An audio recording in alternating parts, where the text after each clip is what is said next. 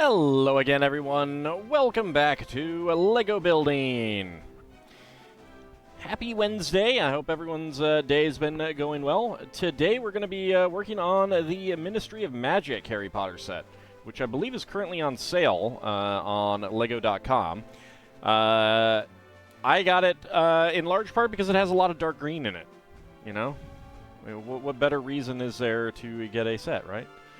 It's going well until Crusader Kings 2 shenanigans happen. Yeah, that's going to happen. Crusader Kings 2 is going to do that to you. Bring that down here, and let's open up the set.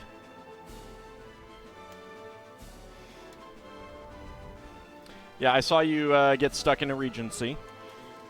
You know, it is possible to reload the game.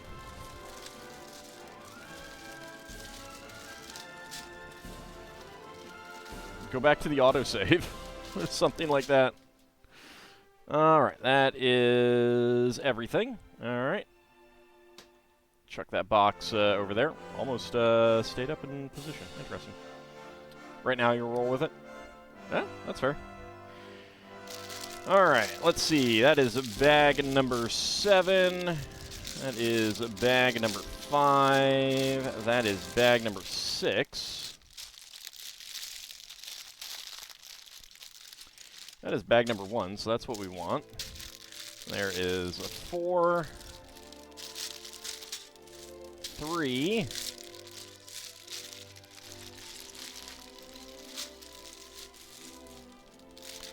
2, and the 1 that we will start with.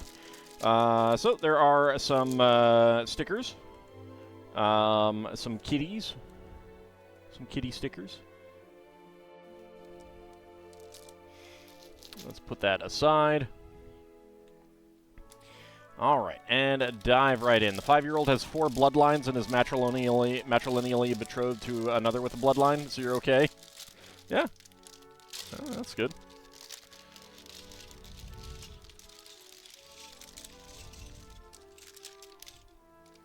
Go ahead and get that poured out.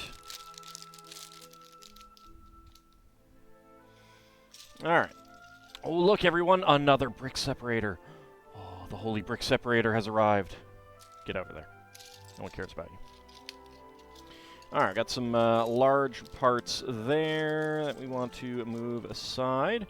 A neat door print. Get that up there. The door frame.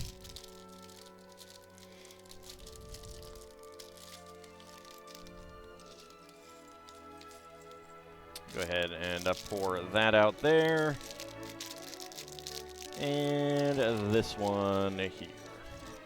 So I have no idea which of the movies this is from. The fact that I don't recognize the events probably means that it's from like 5, 6, or 7. I don't know. Good thing that this is done is remove the -30 vassal opinion because you revoke 2 titles. Yeah, that's always a good side effect. Alright, let's see. I feel like my screen is kind of at a forward angle a little bit. Alright, bags number 1, 2, 3, 4, 5, 6, and finally 7. Alright. So, bag number 1.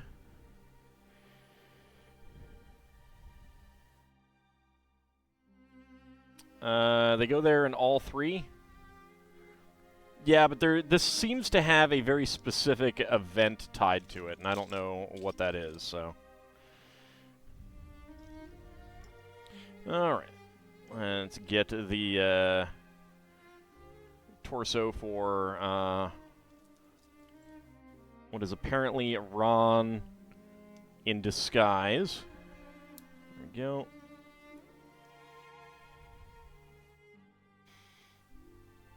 You don't think they go in 8, i.e. 7 part 2? Let's see, where are the wands?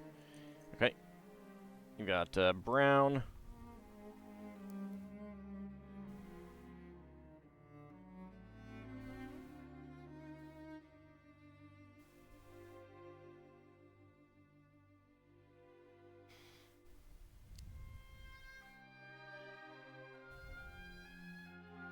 There we go. And he doesn't have anything else.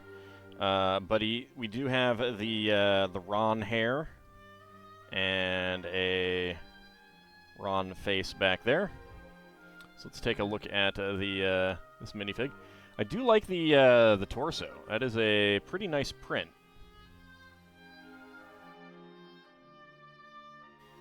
Would make for an interesting character. All right, and then we'll go ahead and get Hermione in her disguise. Funniest thing was you doing the plot against France, causing it to split. That is always a great thing. Causing France to split up is always a wonderful, wonderful plan. They both have gray legs. There we go.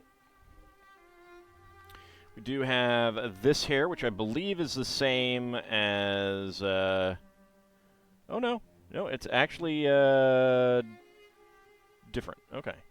That is not the Agatha hair. That is the Hermione hair, which is a great hairpiece. And she has a tan wand. There we go.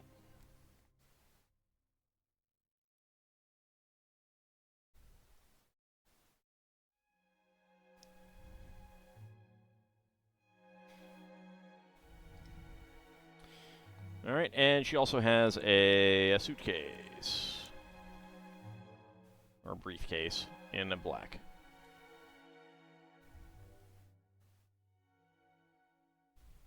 There we go.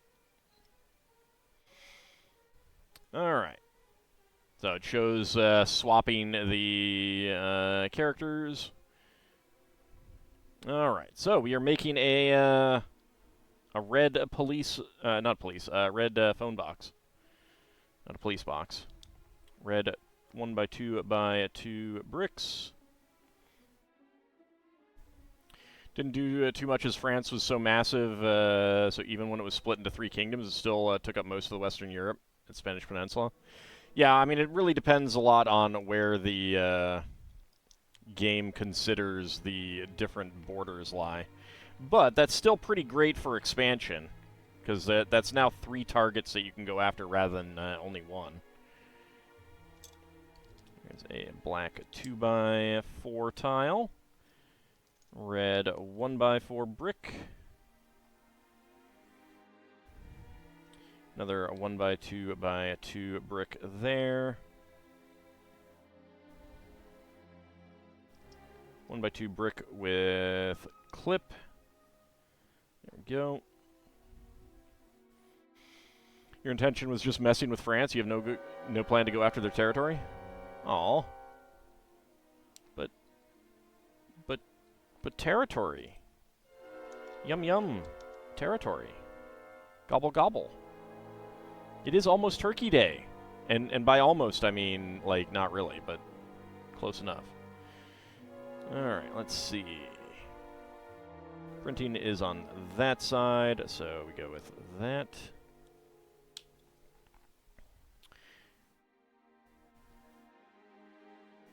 Yum yum. Eat 'em up. There we go. Got the door to the phone booth in. Get the other red 4x4 plate. And beige 1x2 to 2x2 downward brackets. They don't have turkeys in CK2 Europe? Sure they do. It's called France.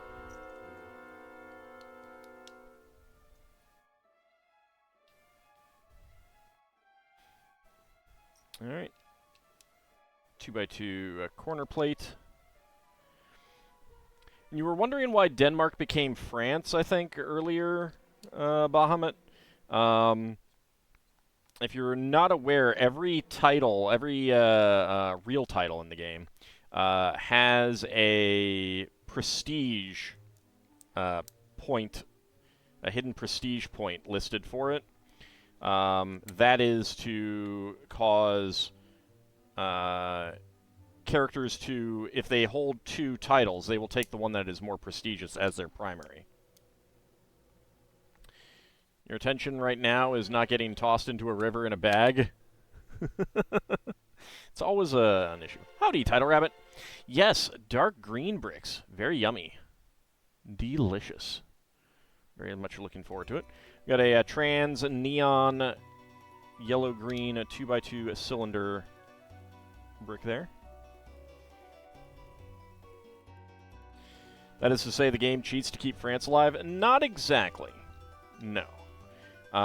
It does mean that if someone holds, like, Bulgaria and France, chances are they will take France as their primary title.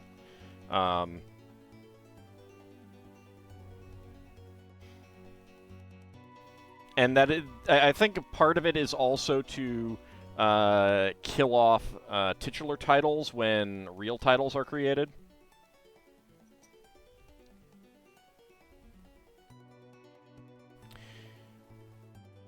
Can I disable or edit those hidden prestige points? You can edit them. I mean, essentially make a mod. It's not in the main files, but yeah, you can modify those in the data files. Like you can all of the data files for CK2 are just text files.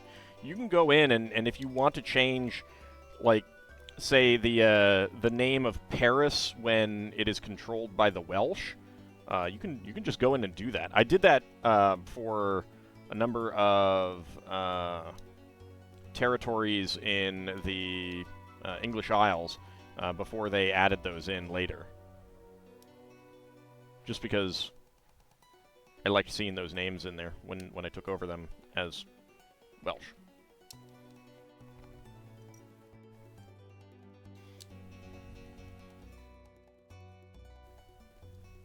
But yeah, all of the titles, they have that hidden prestige amount, and you can just modify that. It's very easy to do.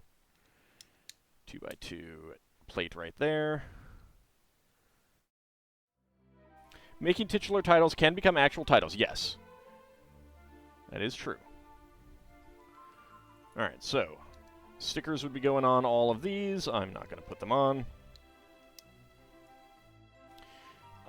But if someone holds a titular title, kingdom title, and then they create a kingdom title, that will always have more prestige than a titular title, so they will swap to it. All right, so here is our phone booth, which is pretty cool. I like the design of it. Not a fan of the Welsh? Ugh.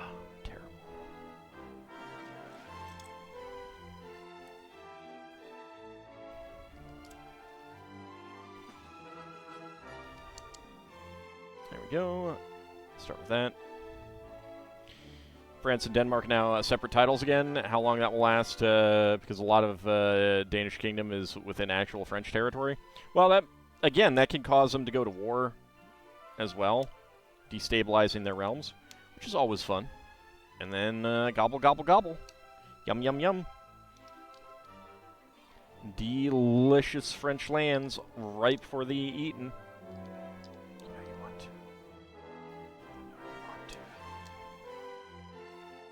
Now we got some, like pearl dark gray metallic ingot tiles there. It is the right month for gobbling, as I said, yeah.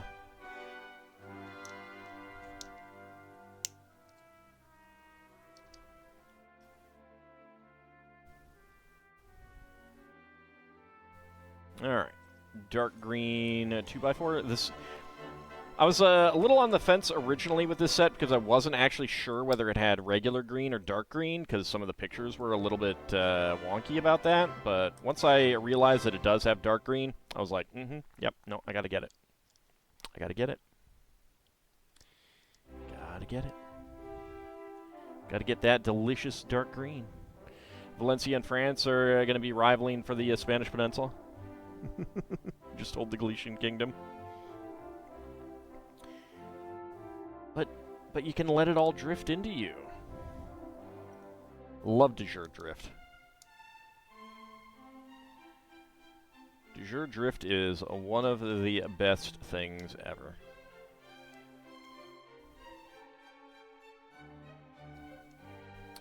There we go, and flip this over and get it right in there.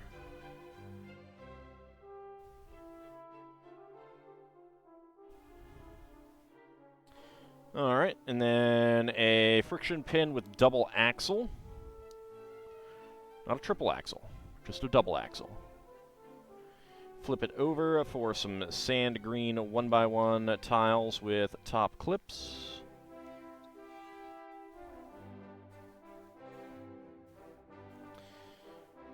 So there's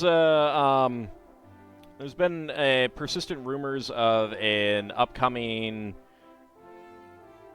gift with purchase with Magisto, the blue wizard from the old Dragon Masters sets, and he showed up in the Lion Knight's castle. We have not seen pictures of the actual gift with purchase yet, but it has been revealed by leakers that the character is going to have a blank torso, and immediately there were a whole bunch of people like, "What, blank torso? I'm not buying that!" And it's just like, oh my god, people. Like, do you understand what LEGO is all about?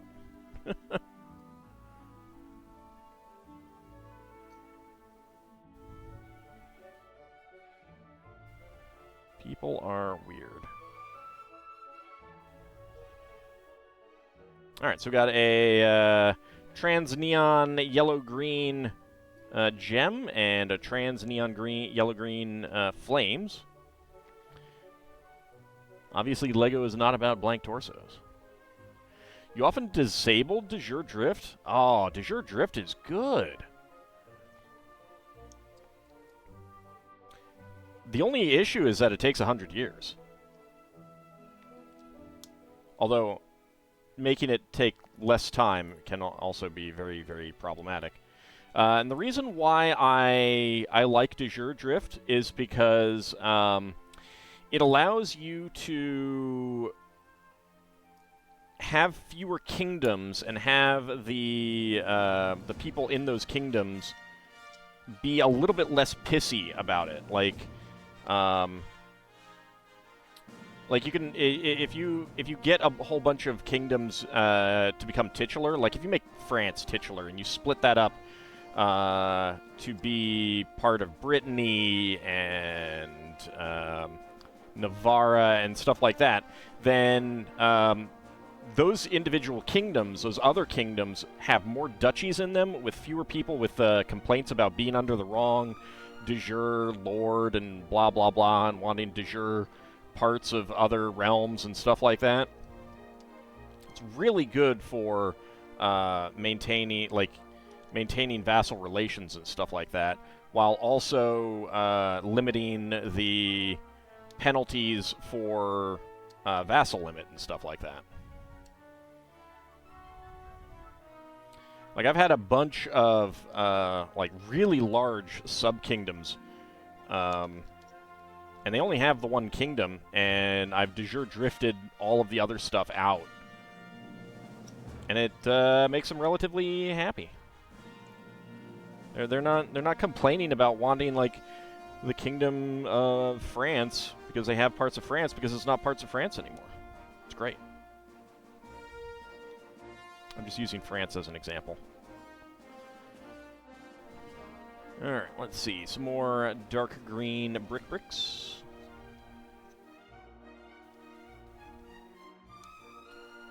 Making a magical fireplace here. What you do now is allow kingdoms to drift into the Empire, then hand the kingdoms out to a person. So, like, what I tend to do is, like, I want all of the duchies in the Iberian Peninsula to be de jure part of one kingdom.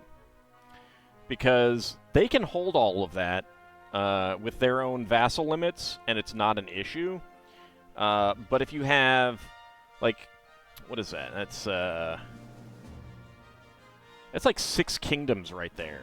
That's a lot of kingdoms counting towards your vassal limit, if you're an emperor. So if you have just one under there, it just makes it so much easier to manage and expand. Like, you kind of have to do that if you're going for a world conquest type thing.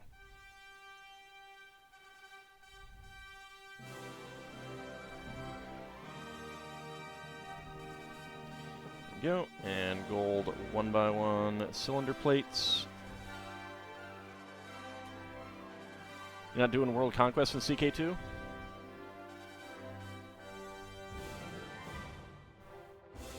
But you're supposed to gobble up everything on the map. You're just happy with the territory you have. Fair enough. I mean, yeah, if you're not doing world conquest, then it doesn't matter. But if you are doing a world conquest, it is very necessary to let all the titles drift appropriately.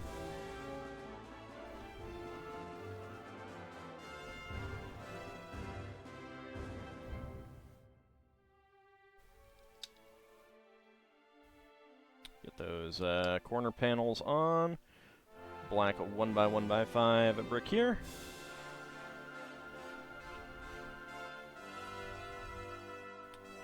One by 3 brick there and there, and a 2x2 inverted slope.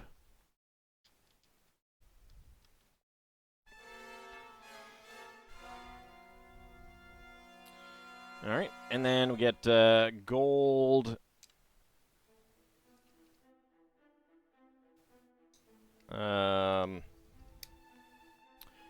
Crowbars right here as decorations. Clip those on. Gold candlesticks with trans neon green flames. Get that right on there. Did you do a playthrough where you split up a kingdom's duchies out and never created the title and allowed the kingdom title to become titular? Yeah, so that's what you do is you hold on to that kingdom title. It becomes titular. You get tons and tons of prestige for that. The vassals don't complain about not, like, wanting to own it because it's no longer de jure anything. And they can't create it and then split through Gavelkind. Because I like to make sure that my vassals have Gavelkind so that if they accrue extra duchies or counties, then it splits up and they're not getting too powerful. There's a 2x4 plate. And we got gold leaves.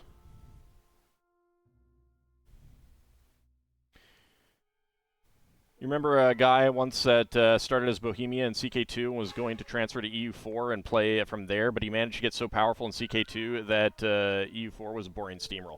Yeah, you kind of need to like get to a point where you're happy with where you are and then convert early rather than go through all the way, because you will oftentimes become too large if you go from CK2. And then the same thing in EU4. If you're going to, like, take it into, well, Victoria 2 or now Victoria 3.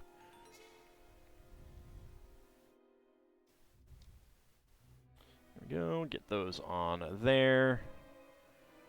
2x2 half tiles on the corners.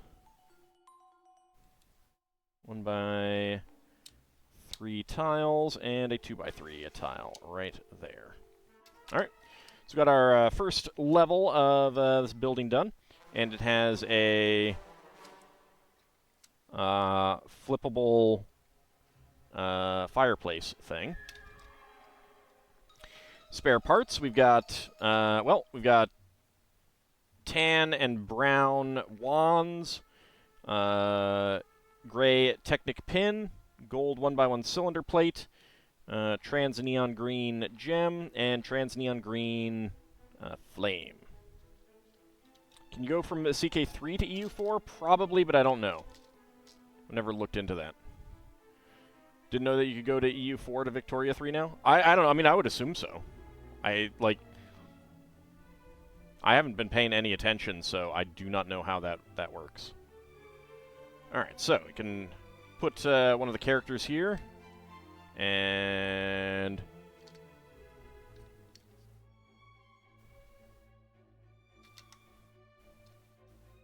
okay, how are you supposed to actually flip it? Because you can't really... that is... there's no, like, handle to flip it. I guess flip it that way. This does not work the way it indicates it will in the instructions. There we go. Howdy, Kinshir.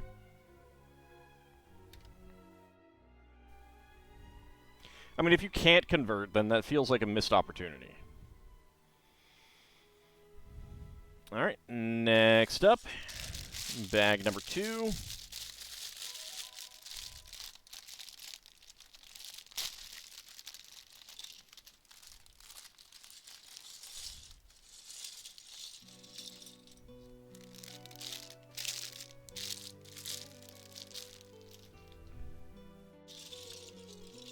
Alright, large plates up there. There we go.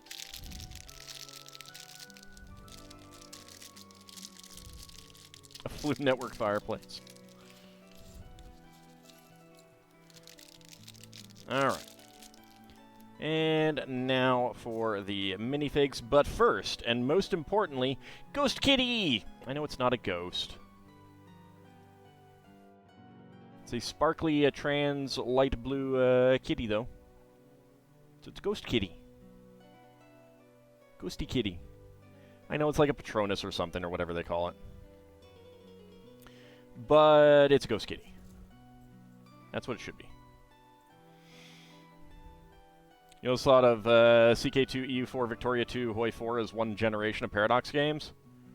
Victoria 3 is really old compared to those others.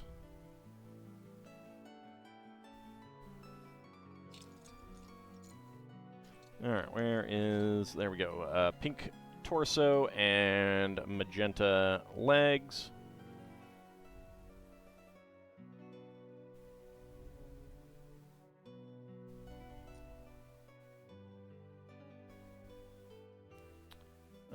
Looks like the face for that one. And...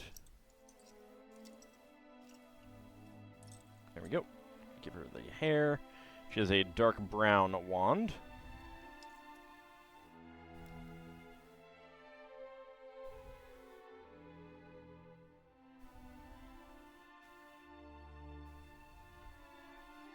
And a cylinder tile with some sort of symbol on it. I don't know what it is.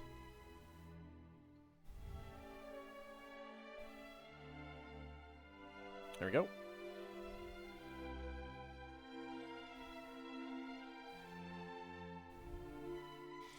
And then the other minifig.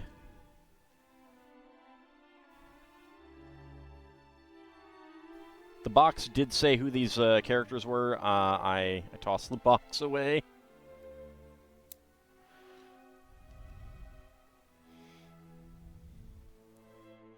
It's on the other side of the room right now. I like that torso. It's too bad that the neck part has the flesh tone, because that makes it harder to use with the yellow minifigs. But I do like that torso. That's a cute jacket, and the legs are printed too. That's neat. And kitty. Cute kitty. I saw the blue line makes her seem decapitated. Alright, dark green 2x6.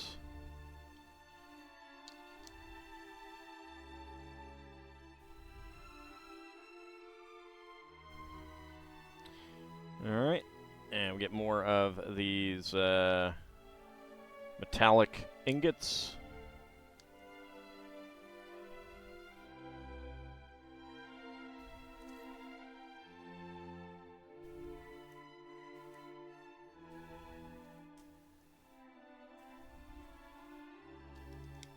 There we go.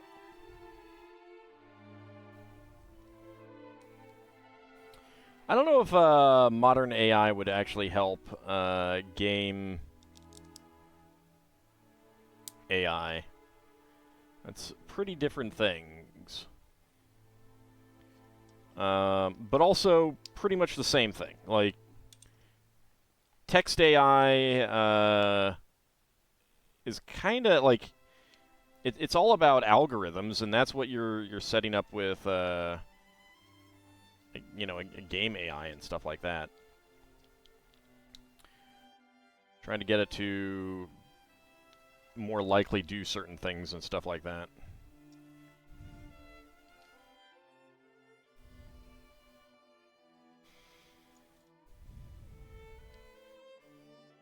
Right. Lots more black 1x1x5 bricks.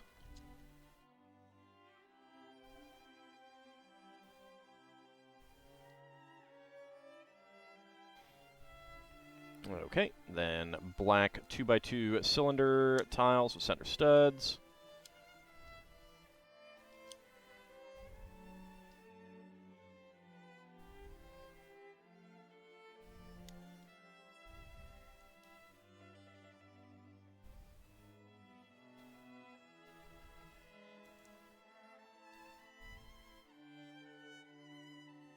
There we go. Get those on there. Then a black 1x10 brick.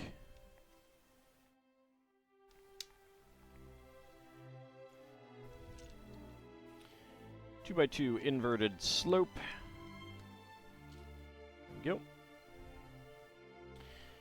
go. Another pair of black 2x2 corner bricks. And another black 1x10 brick. There we go.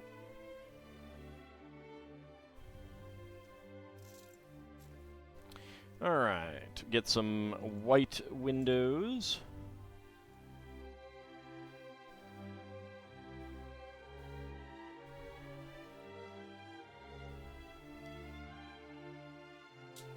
There we go, pop that in. That in.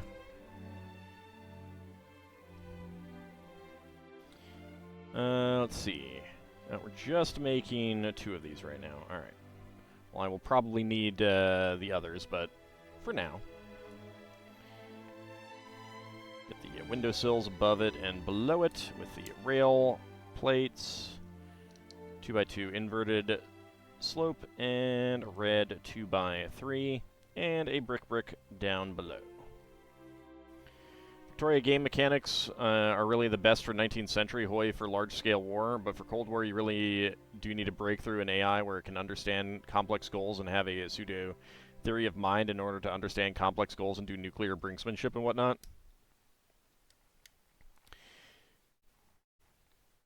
I mean, even for Hoi, I mean, like, and I know that it's only measuring a handful of years, really, but it sounds like once you're good at the game, you can basically complete a run of Hoi 4 in, like, 30 minutes. That seems real fast.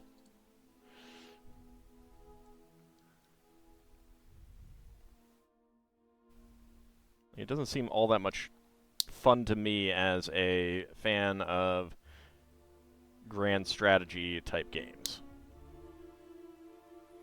These are very stiff. There we go.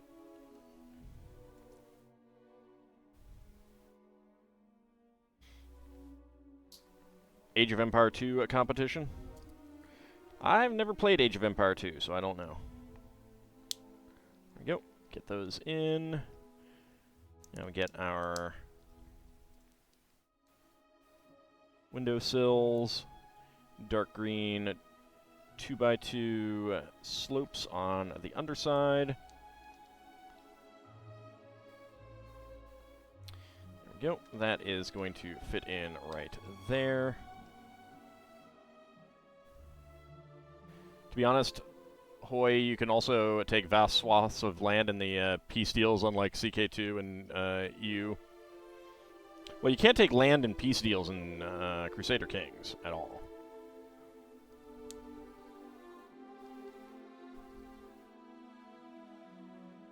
Like you have to conquer them.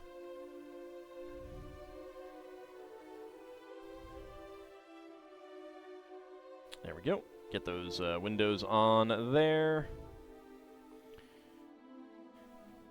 And let's see, 1, 2, 3, 4, 5. All right, so we got lots of red columns made with candlesticks. I've never played Age of Empires 2, no. I've never played any Age of Empires. I'm not super big on strategy games. I like some, but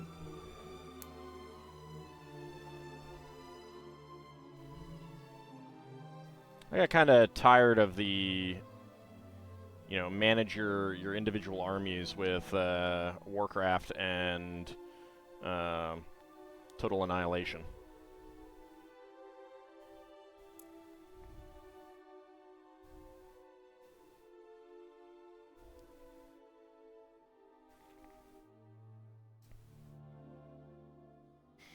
Too many nerds will rage that it's easy... too easy or too hard to conquer the world, missing the point.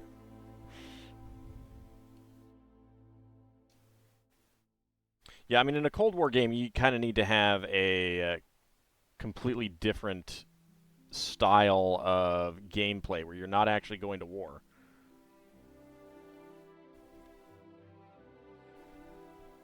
You're doing all diplomacy and proxy wars and stuff like that.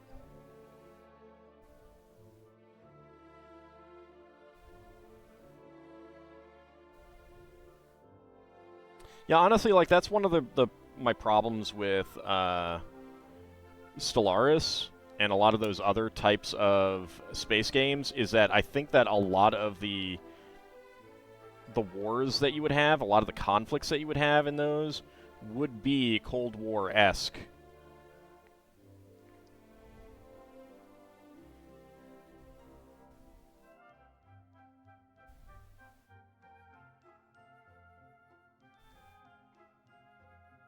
And you just never had that be the right kind of thing. There we go. Get that on there. Okay. 4x4.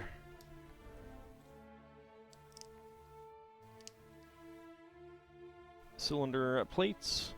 CK2, you're limited to the title you declared for, yeah.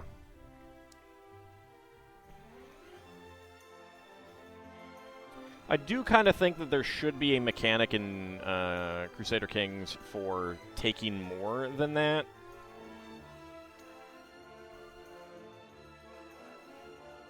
Beyond the whole truce breaking and constantly like holy warring and stuff like that, and having conquer a Casus Belli.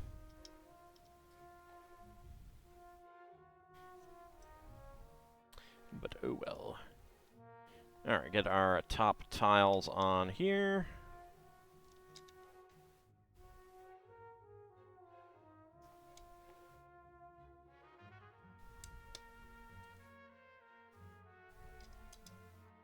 There we go. And there we go. Alright. So let's see. Gonna do some interior? Yes, we are. Alright. So sand green, 2x2 cylinder plate, and a black seat.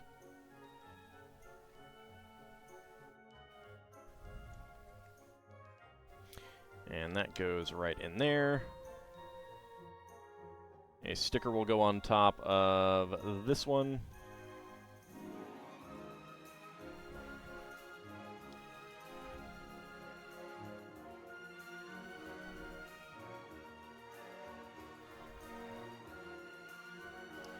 There we go. Making what amounts to, I don't know if that's supposed to be like stacks of paper. Probably stacks of paper. I always find it funny, you're a massive empire in CK2, and a single county will be like, I'm going to press a claim in your territory. Yeah, so that's... Part of the problem with that is that it's a type of... like, someone will demand that you press their claim. Dark brown window pane there. And if you don't, then they'll get, like, all pissy and stuff like that, or they'll call in a favor or something like that, and you have to do that.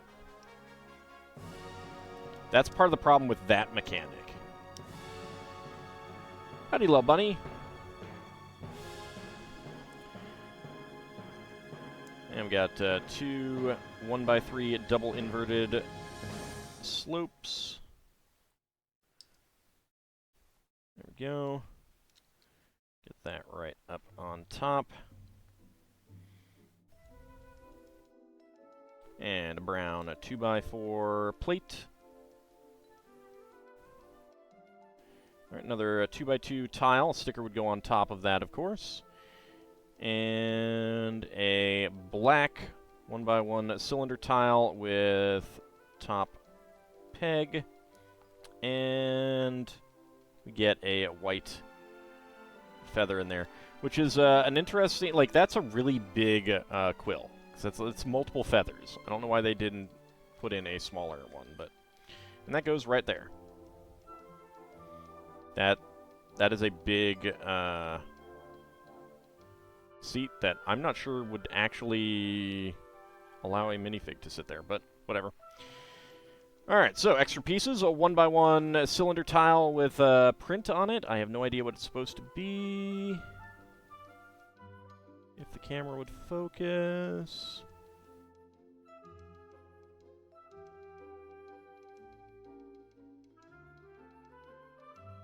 There we go. I don't know what it's supposed to be. Black and gold 1x1 cylinder tile with top peg, a white feather, and a dark brown wand. There we go. And these will go on top there.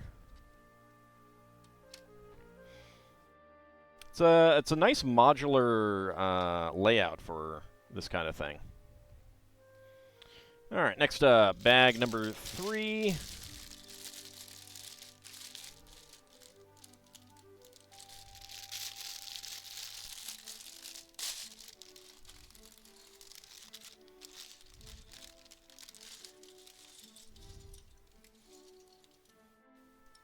Should be able to tell the person to piss off if they try to call in such an absurd favor. I mean, like, you can, but you do piss them off, and the AI is not programmed to, like, the AI generally doesn't want to do that. Like, it bypasses the normal calculations for should I declare war or not kind of thing.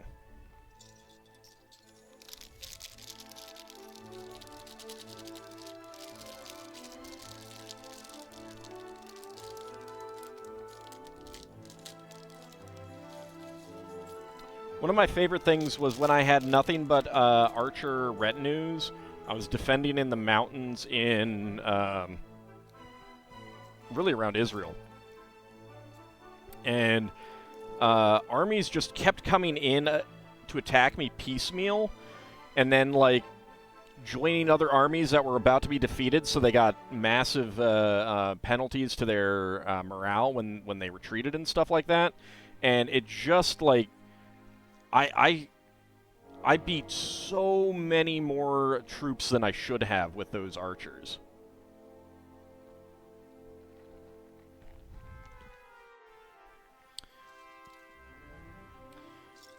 Alright. I think that was before they nerfed those retinues. I don't think they're as good anymore. Alright, so we get Harry in disguise. You have that hair versus his normal hair. And another dark brown wand here.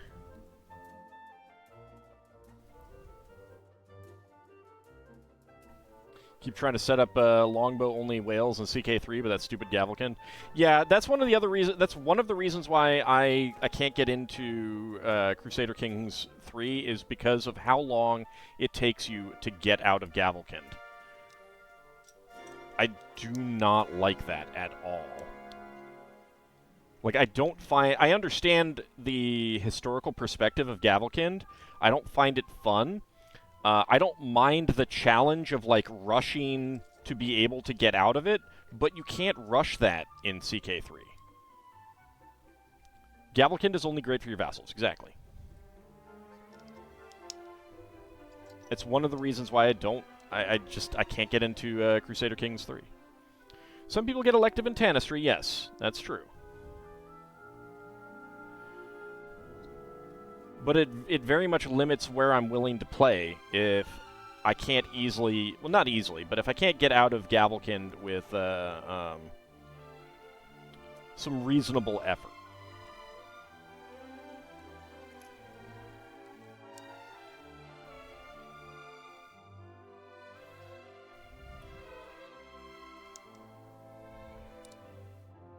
There we go. And let's go ahead and get these right here on the corners.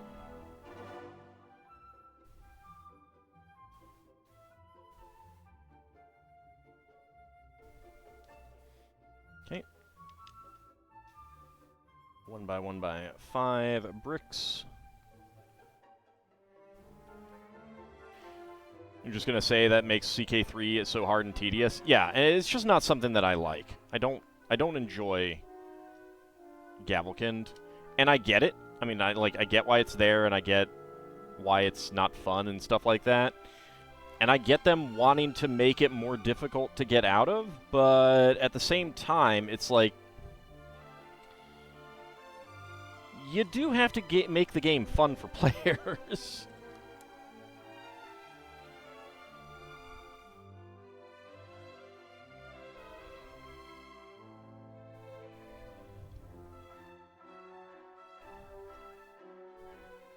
Yeah, like, I mean, it's a pain and it's tough when you're in CK2 and playing as a tribal and you have to get out of tribal first, but there's a lot of ways to get out of tribal.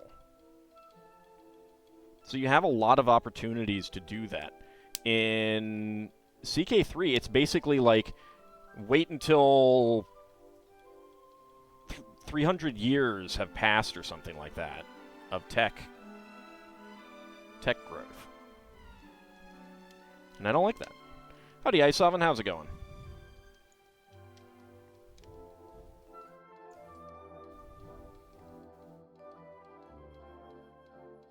And I also find it harder to, it's not even that it's exactly anti-fun. It's like, my issue with Crusader Kings 3 is the enforced role-playing that you have to do. You know, where your characters get stressed and die if you play against their traits, trying to make them better. Like, it always sucks to get bad traits in Crusader Kings 2, but you have some ways to get rid of those and try to get good traits and stuff like that.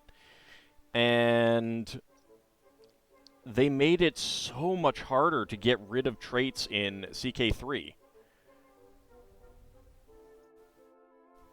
Well, yeah, but at the same time, it is historical. Like, I would not want them to take it out because it is not fun.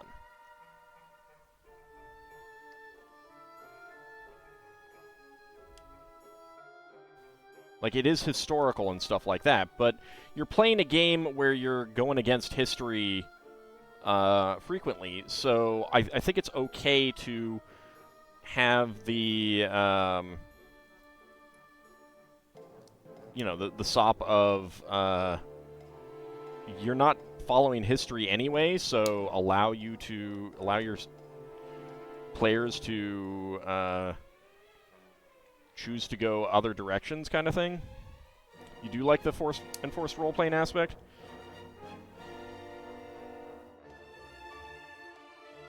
Right, but I mean, like, I think CK2 is better than, like, Stellaris and stuff like that, but there are elements where you get, like, penalties to your characters and, you know, opinions and stuff like that based on the things, but you have ways of trying to get rid of the traits, i.e., like, trying to get your, you know, make your character better. It's extremely hard to get rid of those negative traits in CK3. You can only have a limited number of them, and the ways to get rid of them tend to kill your character from stress, is what I found. And I did not like that. I found that, even more so than Gavelkind, I found that anti-fun.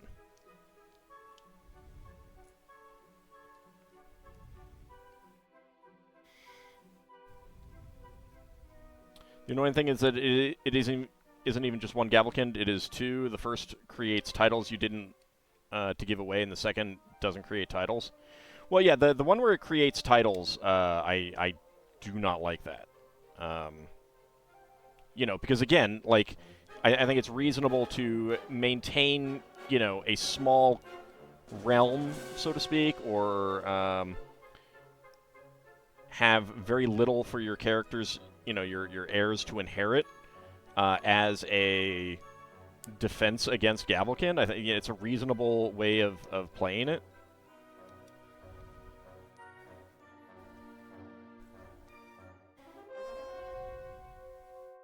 It's not anti-fun, it's hard work. Well, see, that's what I mean, is, like, I think it's hard work in CK2 if you're a tribal with Gavelkind. I don't think it's anti-fun, I think it's hard work. Because you have very clear paths, and you have multiple clear paths, and some of them are very easy to do. Like, if you want to get rid of Gavelkind, you can just go Christianity.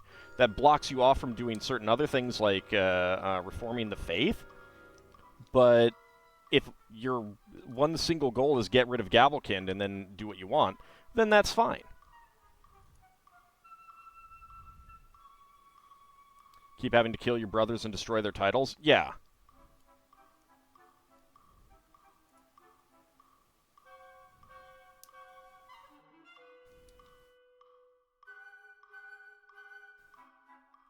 Like, I do like the, you know, that you're playing as a character of a dynasty in Crusader Kings 2. Versus you're playing as a kingdom in, you know, or a nation in the other games. I think that is, I find that more fun, and that is an element of role-playing, but I don't like in CK3 that, you know, it's like, if you do not, you know, if you try to avoid, you know, get rid of the fact that you're slothful, your character's gonna die before their time. I don't like that.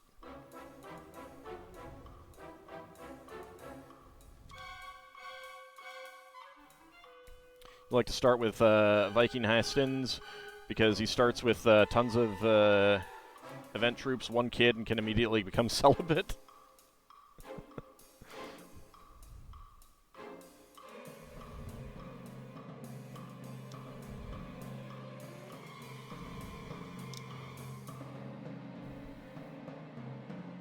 Come on, get that on there. Thank you. Alright, let's go ahead and get the tiles on here.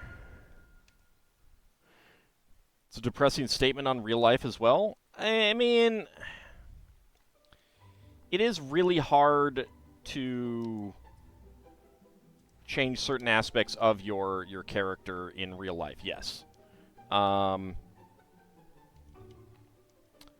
But if you want to become a more diligent person in real life, it generally doesn't kill you if you're as you're working towards that.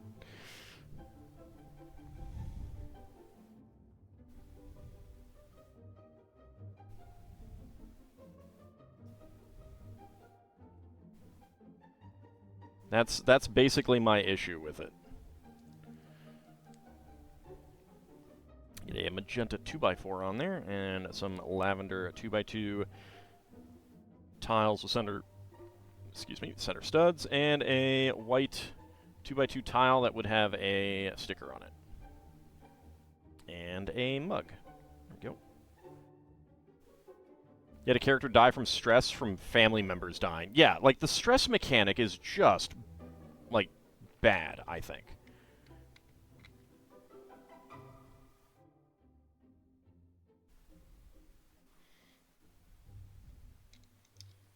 Get some pink curved top bricks there.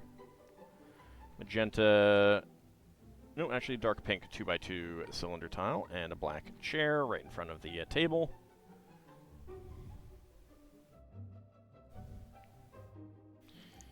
There'd be a picture of a kitty on here.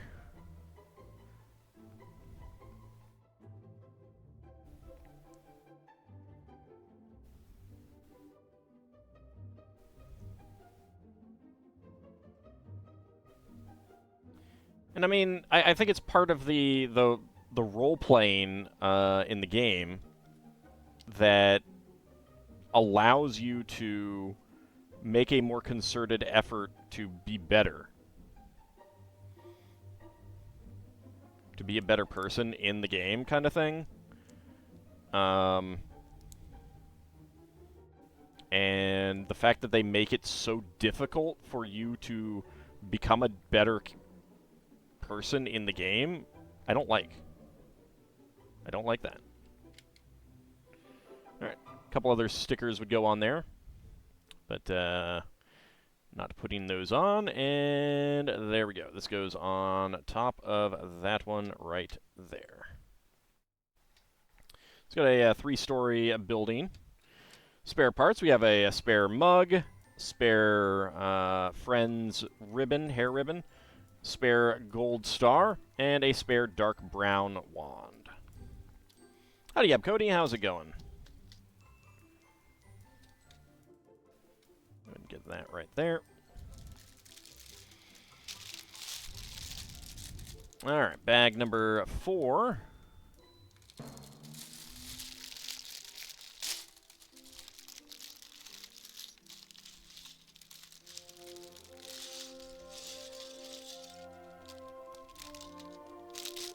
Get that corrugated brick out.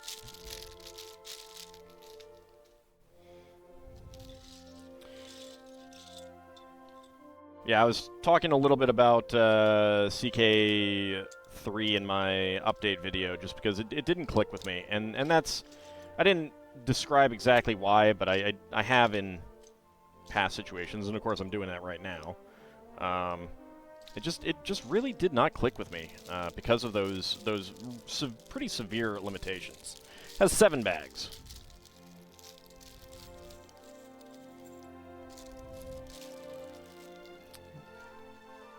So this is just about halfway through. Had 990 pieces, so I was pretty confident we'd be able to get this done in one session. Without going too late. Alright, let's go ahead and make Draco Malfoy, or maybe his dad. I don't know. Not sure which of these it's supposed to be. I would know if it was the the 2000s sets. Probably his dad. He's got a man bun after all. It's not exactly a man bun, but... black wands, which are pretty interesting for greebling type stuff.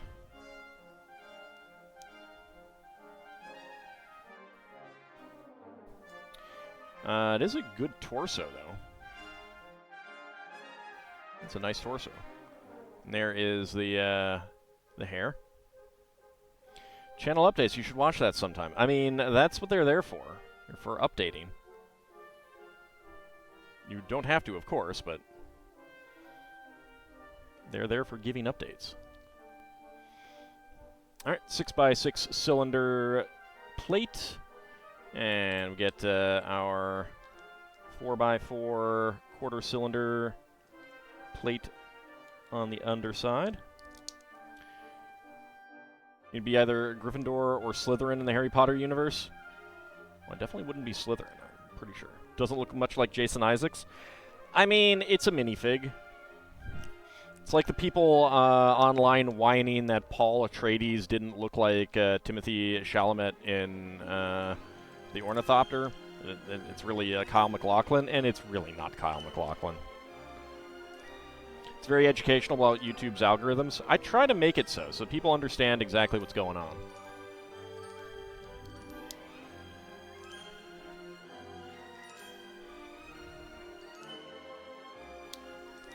Because Lord knows I don't know what to do.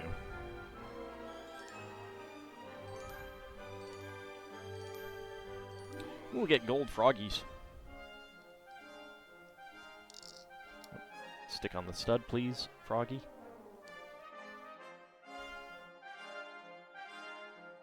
There we go.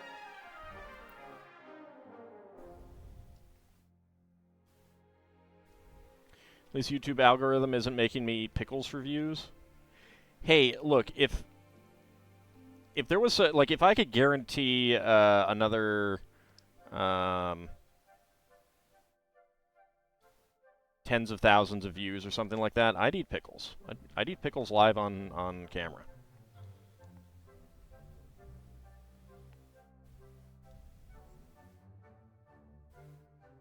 You have any idea how minor it would be to eat something absolutely disgusting for a minute to get a lot more money? I do have limits on that. But yeah, if it got me 10,000 more views, more subscribers, and the associated views per episode, sure.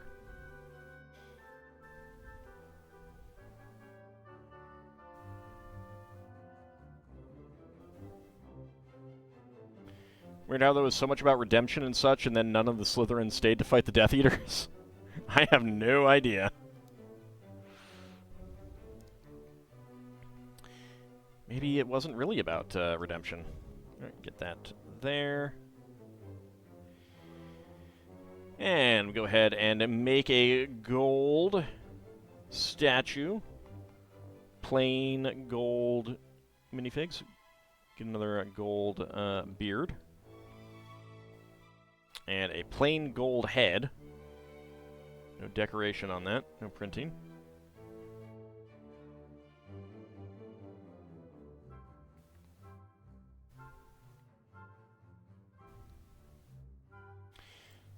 A fez. Right there on the head. Gold 1x1 cylinder plate. And a gold wand.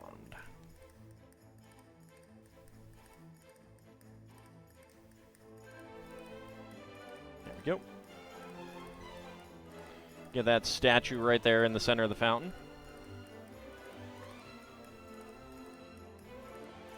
Alright. 6x6 angled plate, 1x2 ingot tile, 2x4 tile with 2 studs. There's a store there that used to sell pickled eggs. You used to eat them. Only problem was the more vinegar taste. Yeah, pickled eggs are kind of common, or at least they used to be, as a food stuff.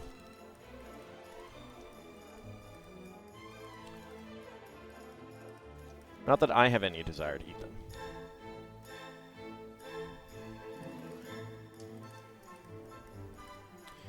Let's see. Another black 1x3. Where is...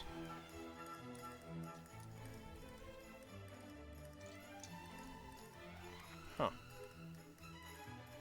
I blind, or am I just missing the black 1x3? Nope, there it is. I'm blind. You have a website that you can order them from?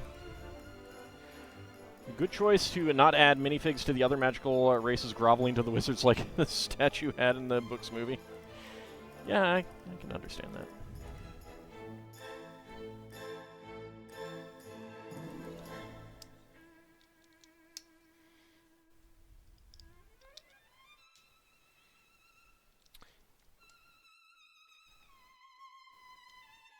Yeah, for as much as a lot of people really like the Harry Potter books and universe, I never really got into it, and the more I learn about certain parts of it, more problematic it seems, and not just because of the author.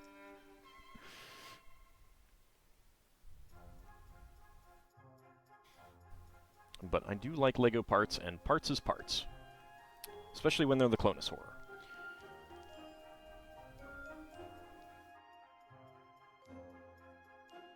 There we go. Get that on there, and that fits right in there. Another brick.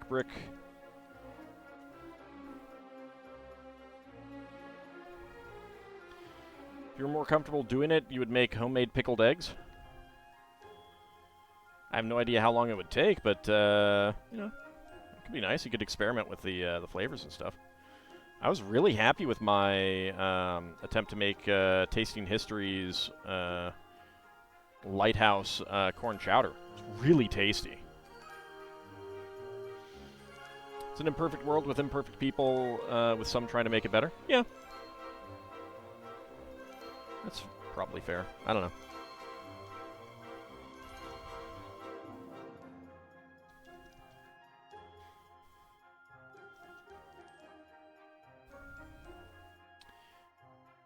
Alright, 1x4 dark green bricks.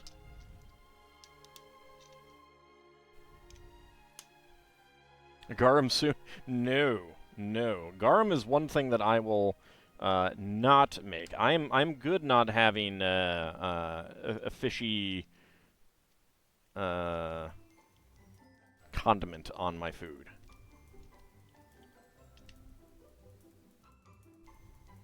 You mean the video?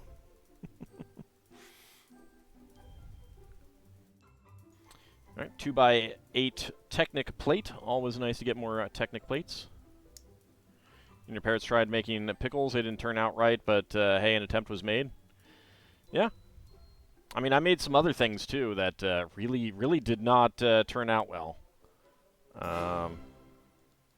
One of them I'm going to try again. The other one, at least the local bird population was a big fan of, so there's that. You had a poll up about what thumbnail to use? Ah, I didn't see that. 1x6 arch. But yeah, speaking of thumbnails, I did do a new thumbnail for the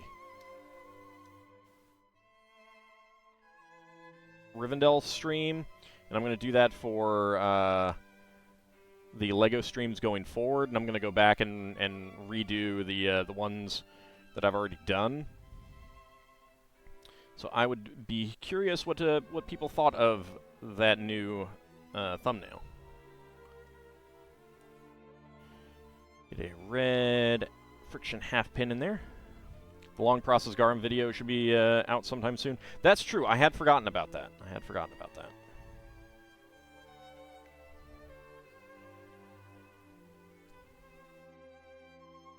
we go. Get that pipe right in there.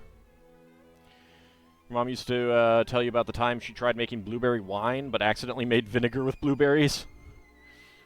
Yeah, as I understand it, it is not that difficult to do that.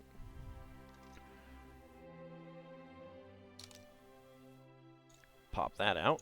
That's fine. Whatever. Get that back on here.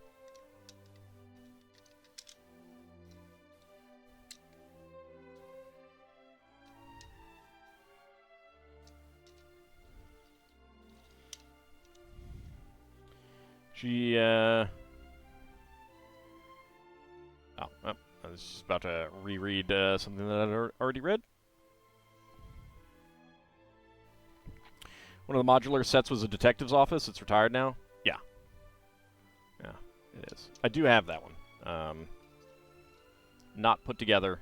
Not in a way that I can get to it or anything like that. But I do own it. Actually, at this point, I do have all of the modulars, which I'm pretty happy about.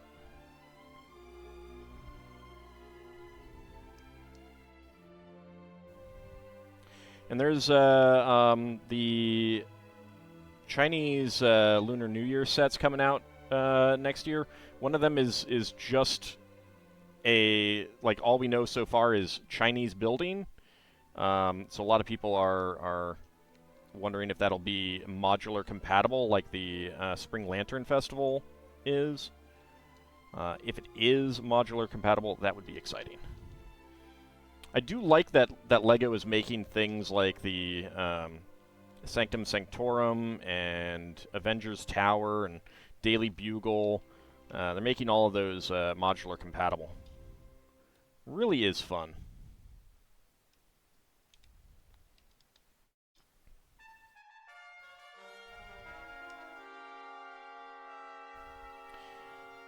A couple bricks here.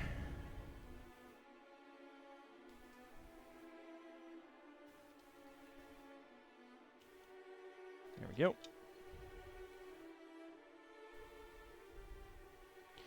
She gave the blueberry vinegar to someone who made vinaigrettes with it.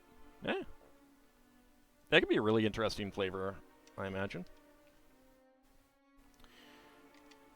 Not that vinaigrette is something that I put on salad, but I imagine for other people who do, that could be a really interesting flavor. You like the thumbnail? Well, thank you, Abcody. I appreciate that. So this is a new shade for one of these pieces for me, a 1x1 cylinder brick that is kind of pearlescent, clear, translucent. It's kind of neat. Blueberry mead.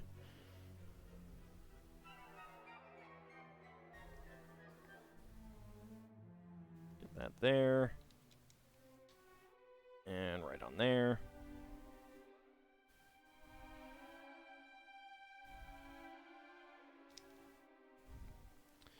Go, and the 3x3 angle plates.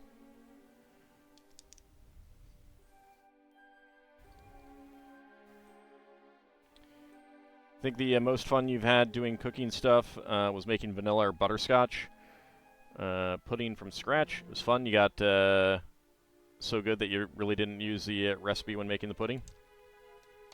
Yeah, I've made candy before. Both chocolate and other sorts of kind of related candies. Not recently, but...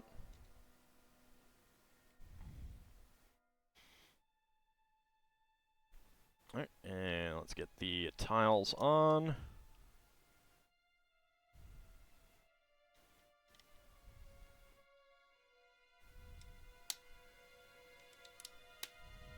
Yeah, I know that feeling as well. I definitely couldn't make the candy without some sort of refresher course, shall we say. Alright, get 4 of these stacks of flyers, it looks like. So we got Undesirable, number 1, Harry Potter.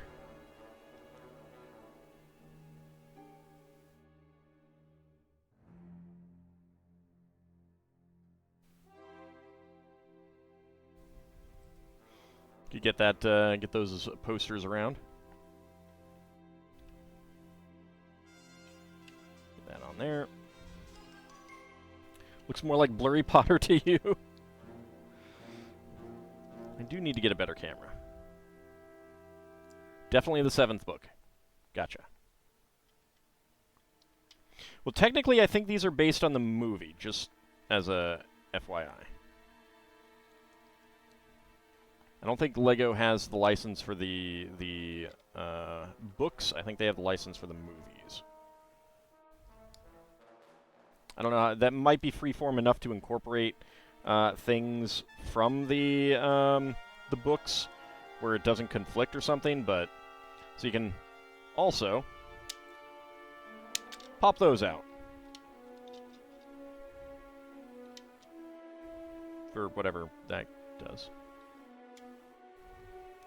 All right, spare parts. We have a black and gold wand and a red half pin.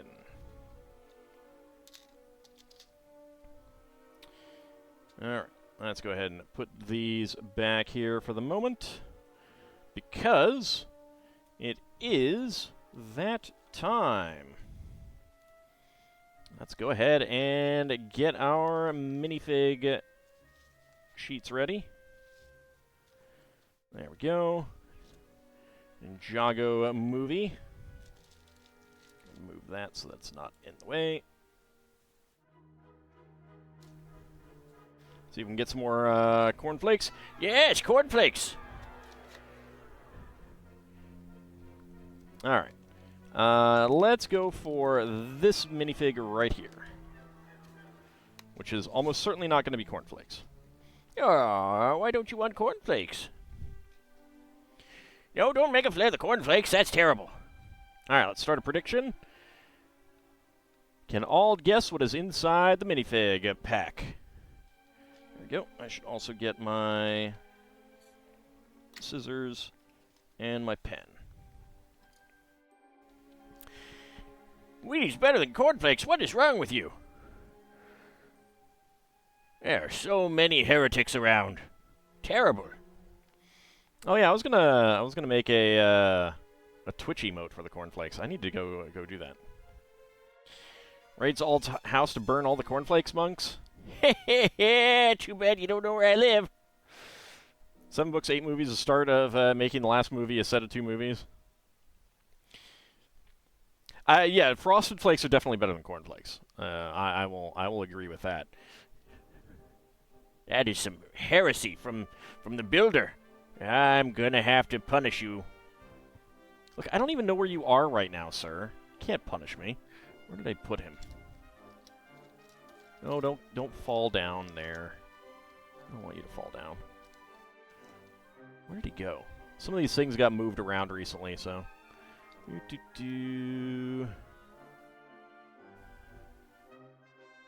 Oh well. It's not heresy if it's true. I mean, it's heresy if I say it's heresy. Alright, 30 seconds to go. Get your predictions get your predictions in. There are only so many DC suburbs. But the DC suburbs go all the way out to West Virginia. There's a lot of DC suburbs.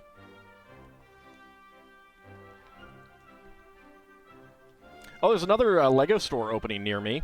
And by near me, I mean down in Norfolk, Virginia, which is 4 hours away. But technically, it's near me. All right. That is going to be the predictions closed. So let me go ahead and get my timer up. All right. And go. Let's see.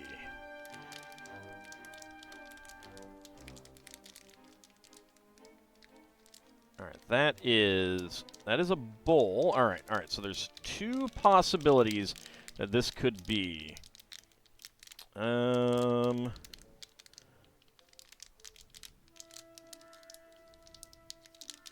I feel the another part?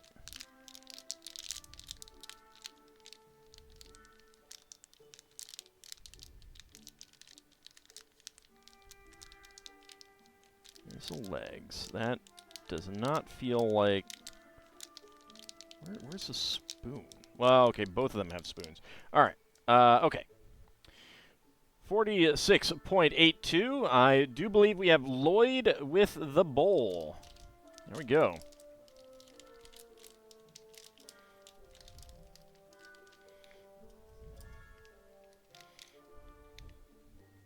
Ah, joke's on you. I'm not listed in the phone book. Alright, there is the sheet. And yes, it is. It is indeed Lloyd, so 46.82. Let's go ahead and choose that prediction. Alright, 20 to 50 seconds. Complete that prediction. Let's see. Ice Oven and Red Hyena getting the hams. Very nice. Kinshir, Abcody, Dracophile going for within 20 seconds. Lel Bunny going for 50 to 60. And Bahamut going for no. All right.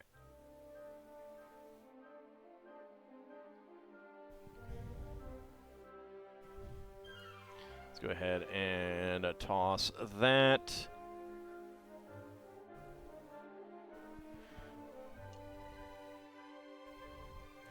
All right, we got our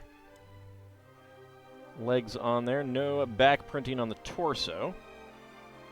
Let's see, we just have one face. But we do have, that is not dual molded, that is printed. A hood with a little bit of hair. Still, that is pretty neat. And this bowl is lovely. It is a lovely, lovely bowl. And he has a spoon.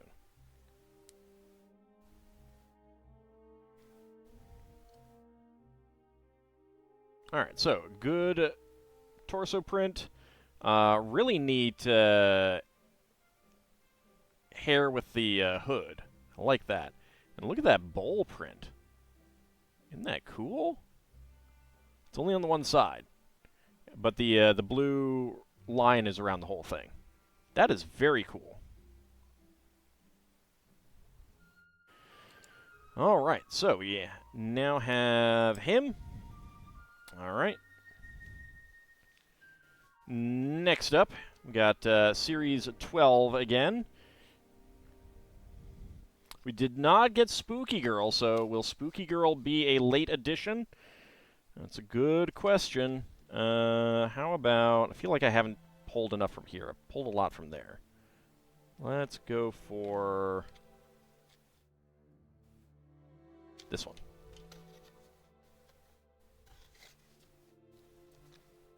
Oops. Sorry. Bonked the camera. Alright. Let's start a new prediction. Can all guess what is inside the minifig pack?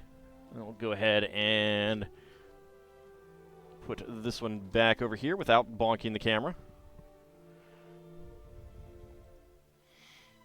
Is Lloyd doing an Oliver Twist bit? Please, sir, may I have some more? Probably not. Eats Cheerios with chopsticks. You know, you probably could to a certain extent. And not just by picking up one at a time.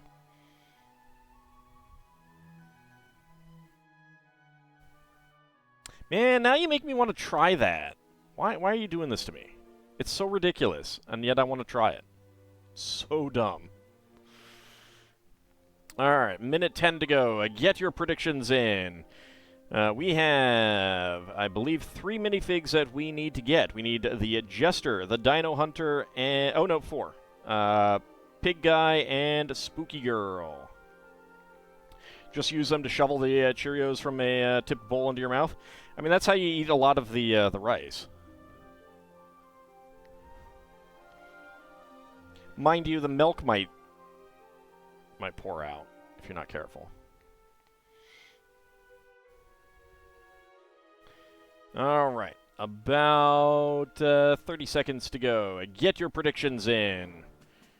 Can I guess what is inside the minifig pack? Let's go ahead and get my timer ready. Reset that.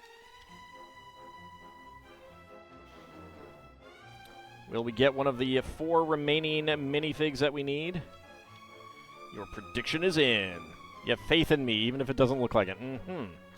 I feel like you're lying to me. Okay, why did that? That is not what I want it to be. I hit my timer, and there we go. Okay. Now it's fixed. All right. Predictions are closed. And let's begin now. All right, let's see. What do we have? That is a big head piece. Is that the piggy ears? Is that what I'm feeling there? Yes, I believe so. All right. Ooh, a 21.4. I do believe that we have a piggy guy. So 21.4. Let's see. Am I correct?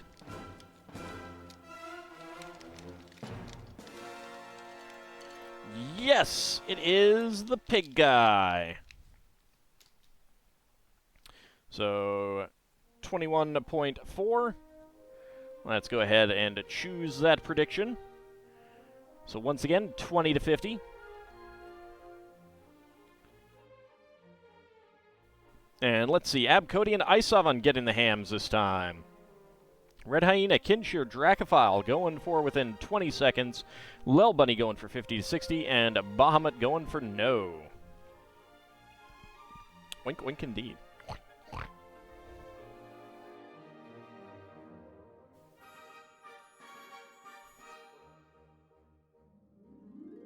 There's a very loose hand there.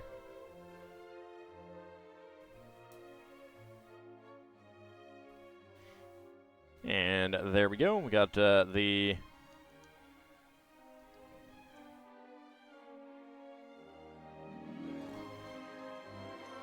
pig hat on. Give him an apple. His legs are a little loose. Should be a lot stiffer than that, but oh well. All right, there is Piggy Guy. Look, the ears are at different angles. That's adorable. And he even has a little tail. Oh, it's so cute. All right, but we now have the pig guy. Pig costume. All right. Finally, let me go ahead and get my scale out.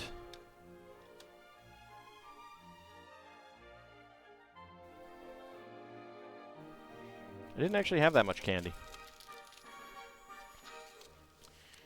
All right. So we have, I believe, 2 left. So I got a 50-50 chance.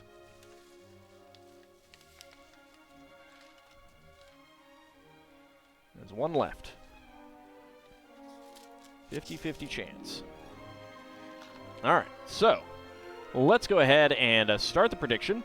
If I guess correctly, if you think that I am going to guess correctly, choose the yes with a guess. If you think that I will have to weigh it to get the correct answer, then go with yes with weight. And if you think that both the guess and the weight will be wrong, go for no.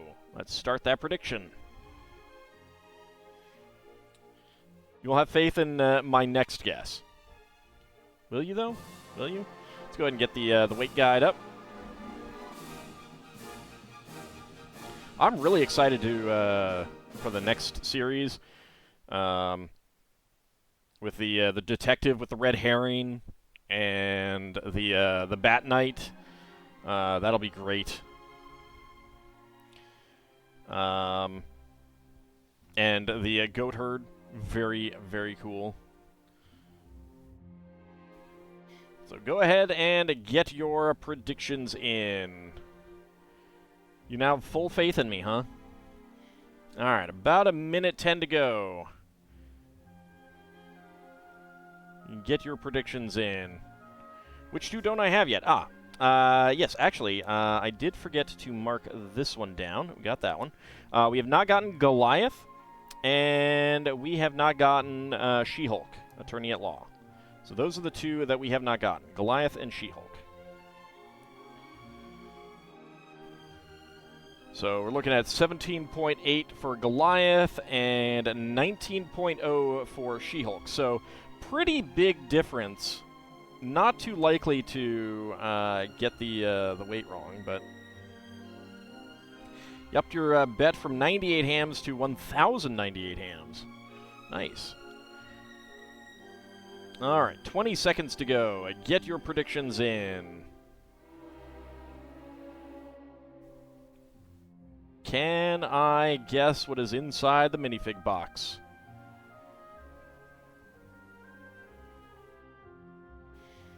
All right, predictions are just about closed. Okay, predictions are closed. So, let's see.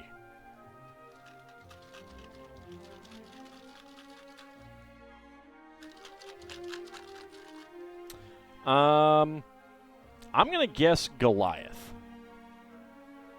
So we're looking at 17.8, give or take. All right, 18.05. The other one is 19, so that looks like that's going to be Goliath. There's probably an extra part in there. All right, knives out.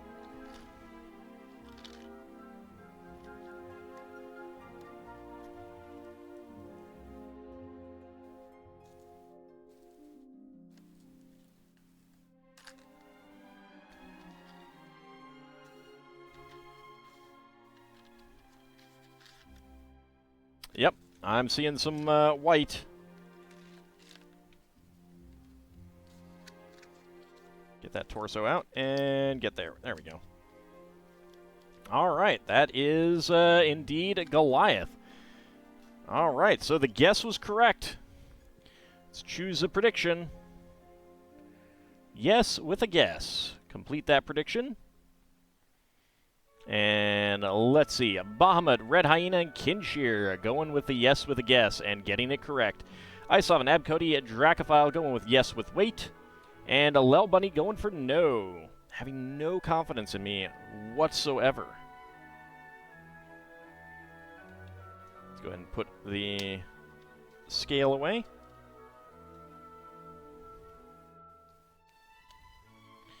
Got another little stand.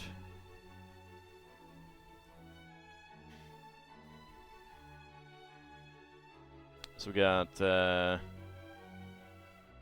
different faces. Let's give him the... Okay, and he decides to jump out of my hand and try to land on, you know, get out of here. He thought he saw a, thought he saw Ant-Man down there. Actually, let's give him hair first. So here we have Ant-Man. Not Ant-Man, Goliath. Actually, let's put... No, I'll wait until put his helmet on.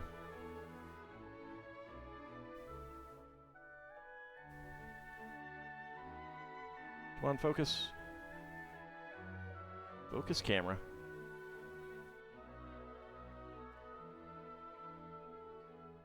You want to focus?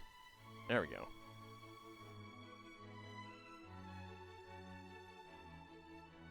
Alright, so there is his torso print. There we go. Give him the helmet, and we have an Ant-Man to put in his hand.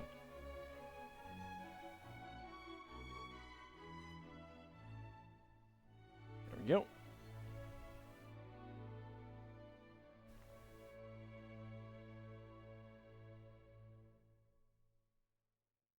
There we go. So there is his helmet, and there is Ant-Man, the microfig. All right. So there we go. Put that up there. And hair, and I mean the hair isn't technically extra, but we did get an extra Ant-Man microfigure. So there we go. All right, Bahamut, have a good rest of your night. It is taco night, huh? But it's Wednesday. It's not Tuesday. You can't have tacos on Wednesday. Only Taco Tuesday. You're gonna create a rift in space and time. All right, so we only have one of those figures left.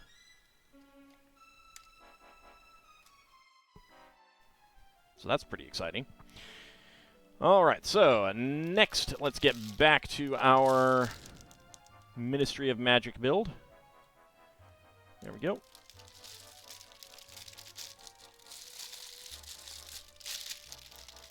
think I might have forgotten to mark down that we got Goliath, but I will make a note of it next week. Or not next week, on Friday. Alright, there we go. Pour out bag number 5. Got a box. Got some large plates.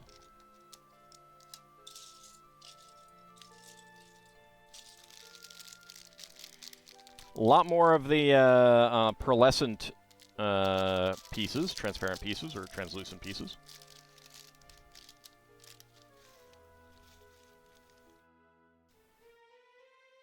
That's pretty cool. I do like having interesting parts and colors.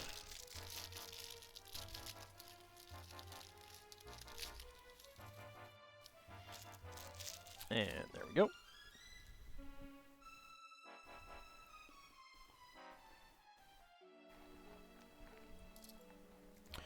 Alright, next up. Bag number 5, we can go ahead and get the cloth cape out here. It's a little holy.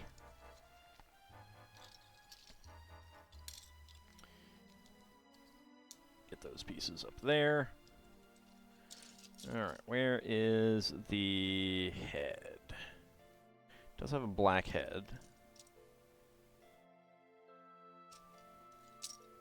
There it is.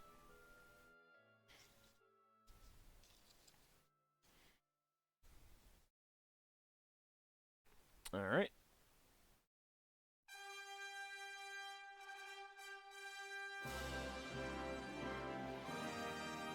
Go ahead and put our Dementor together, which is very different from the old Dementors that I had from many years ago.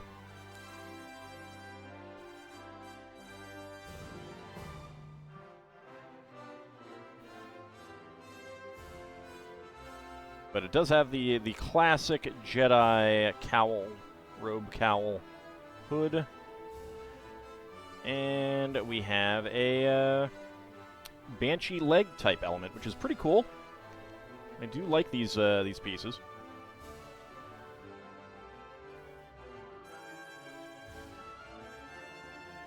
It's an interesting torso print. Not sure if there's anything on the... Yeah, nothing on the backside, but I do like these dual molded, kind of swirled color, clear and black type elements. Black hood is always good, and that face ready for, I don't know, screaming, sucking, something like that. Whatever the heck it does. All right, and then we give it a little thing. Sucking? Alright.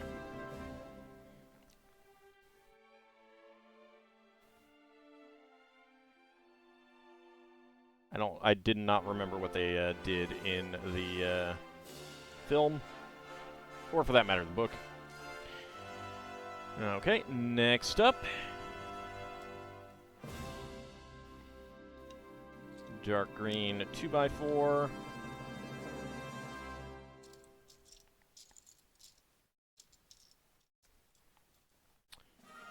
Brown 2x2 tile.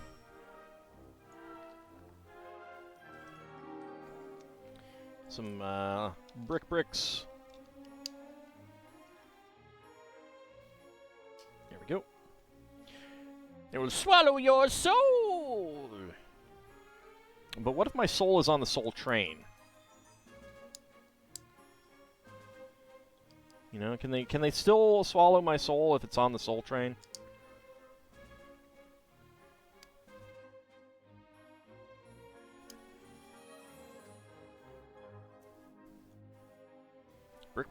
Brick. Yep.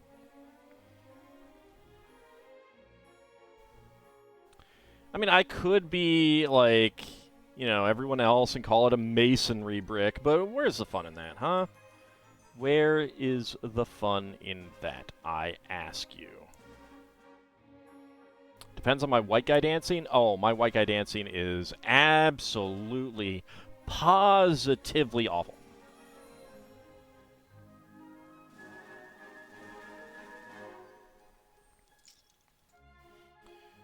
You will never in your life, ever, ever see worse dancing.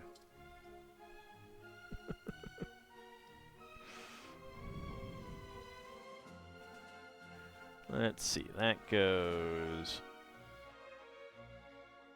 that way. And we need a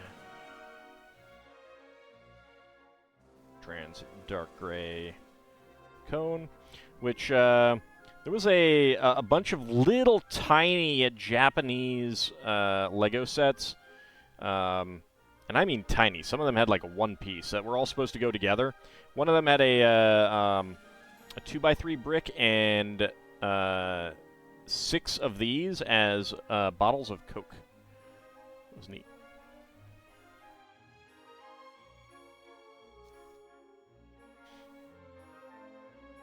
You've never danced in your life? I have. It was not pretty.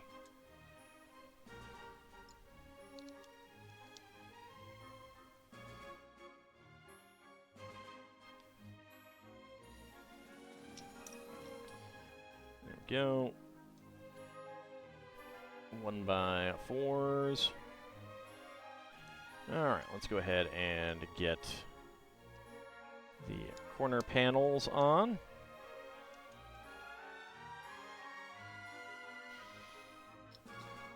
And 1x1x5 bricks. There we go.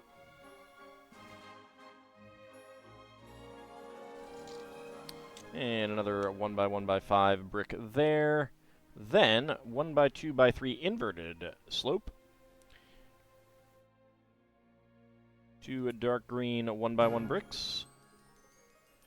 Alright, it's getting a little chilly. I need to close my window. There we go.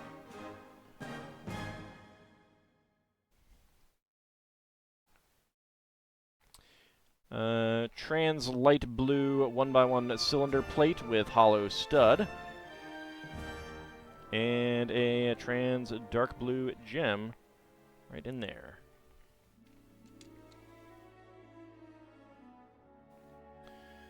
Alright, next up.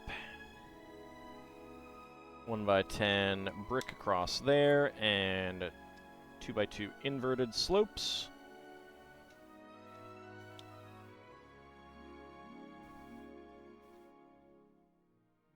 Some corner bricks.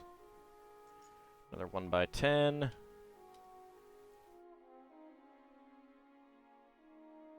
Alright.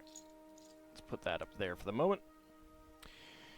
Okay, so we got beige window panes that have printing of like newspapers covering the windows. I see one that says sport and another that seems like it says new, probably for news. They all appear to be the same, so a lot of sport articles.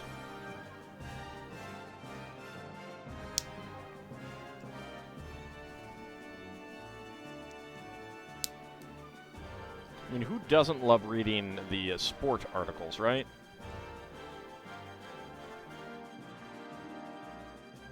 They're Harry Potter newspapers, so the pictures move. Even in the windows?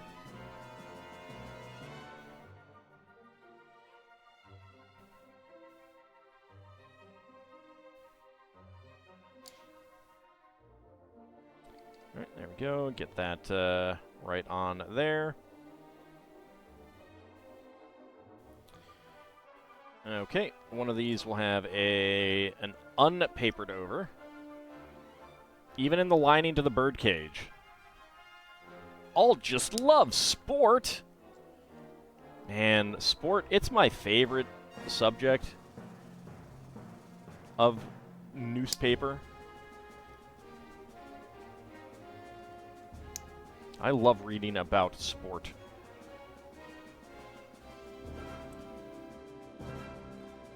I mean, really, who doesn't love reading about sport in newspaper?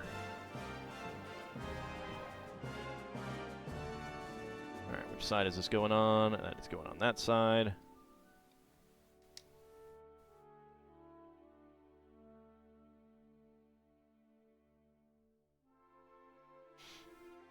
Alright, next up.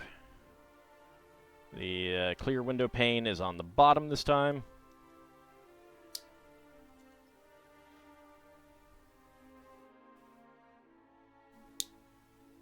There we go. Alright, window sills.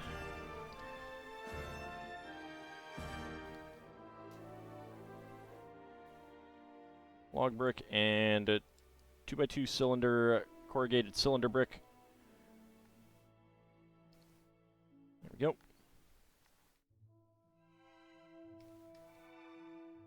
There we go. Get those on there. Seems like a bad idea to only cover up some of them. But hey, what do I know, right?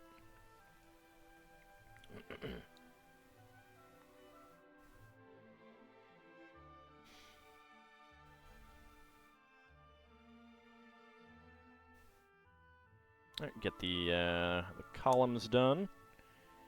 Get you fitted right in here.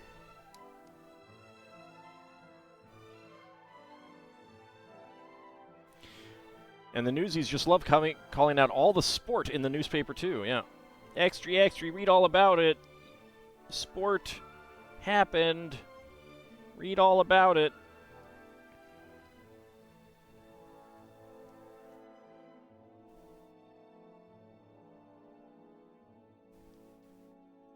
Points were scored.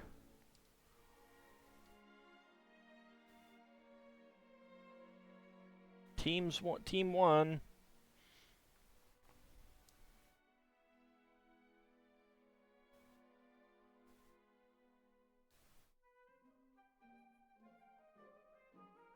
They're really using the newsy hat quite a bit this year too. The window washer in the museum is going to have one of those, and coming out with a new botanical set that is mini, like a bunch of small plants in small pots, including pitcher plants using pith helmets and a Venus flytrap, a little Venus flytrap. It's very cool.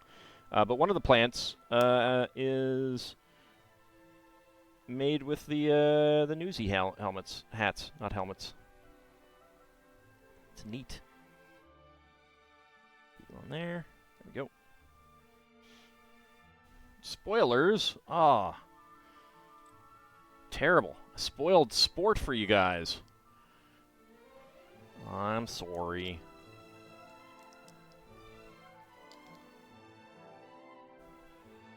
Can't believe I spoiled sport.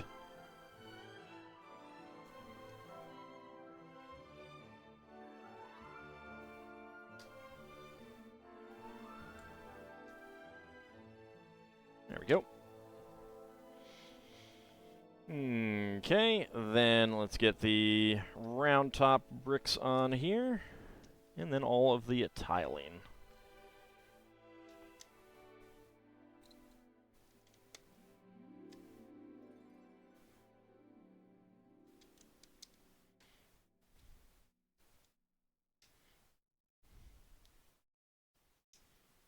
There we go.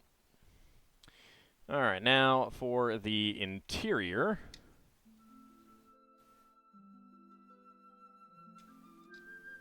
There we go. So we take a stand, get a trans light blue 1x1 cylinder plate right in there.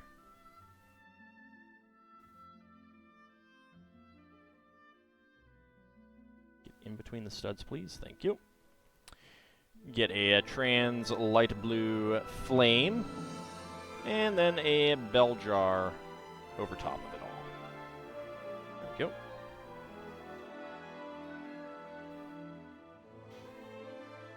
Alright, next up, get a dark brown 2x6 plate. Get 4 of these pearlescent gemstone elements. Put them at diagonals. And then the 1x1 cylinder bricks.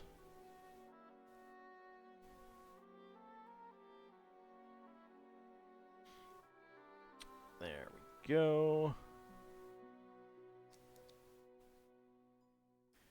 1x2 log bricks. 2x6 plate on top. And basically do the same thing, but alternating.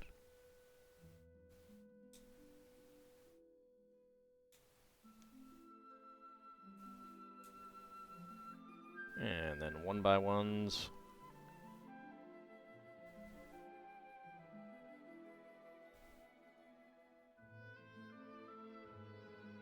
Dark brown 1x2 log bricks.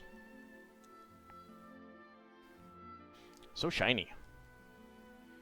Yeah, they're very nice. Like they really get a little glitter. I mean, like they don't have glitter, but there's a little bit of a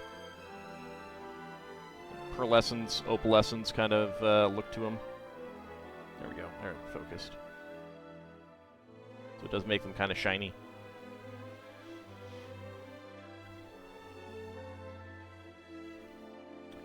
All right.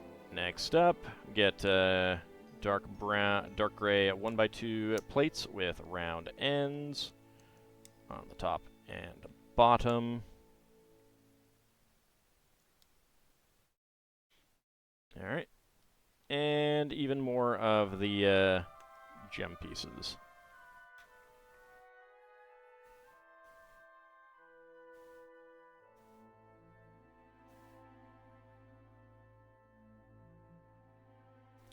Quite common in the Friends sets.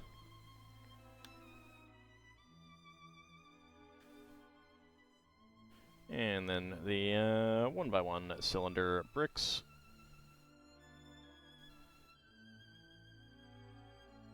There we go. Alright. And that makes a little shelf of goodies. There we go. And you can have them fall down. There we go.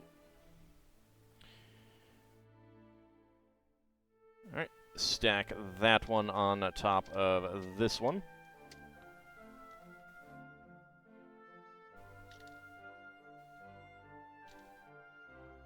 Let's actually get that here. Alright, extra pieces. A 1x1 cylinder tile with a top peg in gold and clear. 1x1 cylinder plate with hollow stud in translite blue.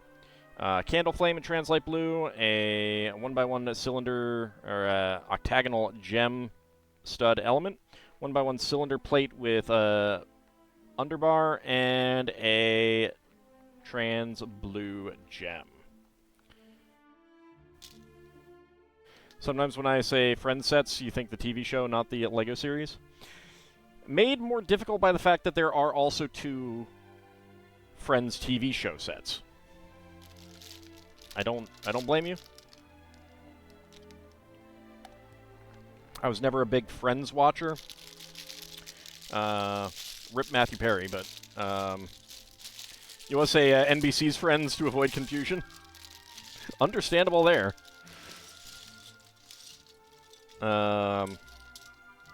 Yeah, I never watched the show very much, so I don't often think of it except in its particular context. Put those over there. Put these over there. Let's pull out the minifig parts there.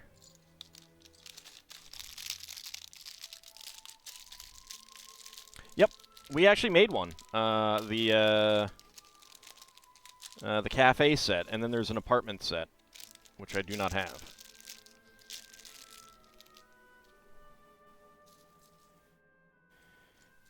Alright, let's see. Sort that out, and... yeah, Central Perk. There we go. Where is his, dark orange hair. And he has a dark orange wand.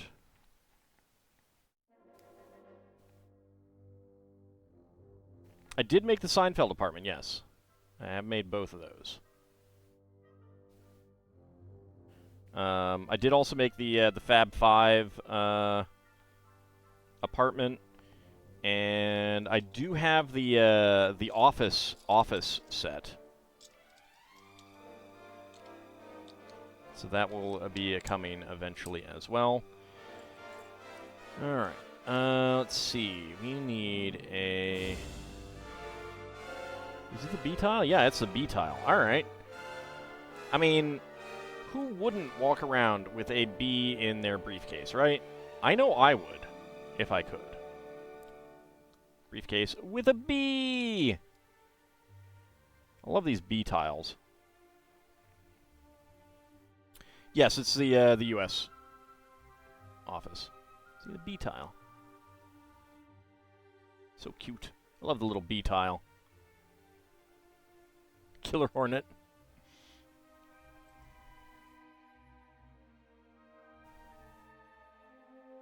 Look, they're just hoping that Nick Cage is around somewhere.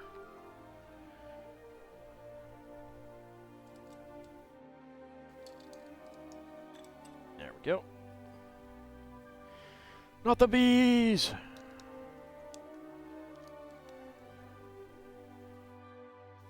I'm actually quoting riff tracks when I do that, as opposed to quoting riff tracks, quoting The Wicker Man. You know, as you do. As you do.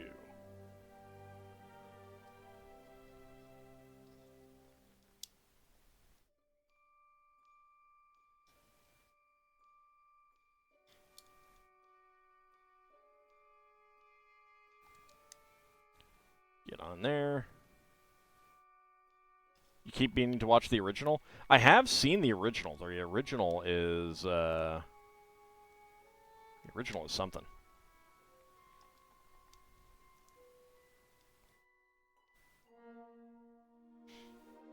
Consider The Wicker Man as a horror movie to watch last night. So I decided to rewatch, even though I had just watched it not too long ago, The Exorcist 3, because that is a good movie. If you have not seen The Exorcist 3, I would recommend it. If you like horror. And it's not even like gruesome horror or anything like that. It doesn't really even have jump scares. But it does have some pretty freaky stuff. It's good. Very good performance by George C. Scott.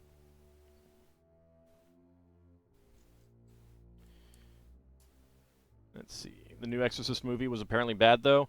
Yes. That is unsurprising.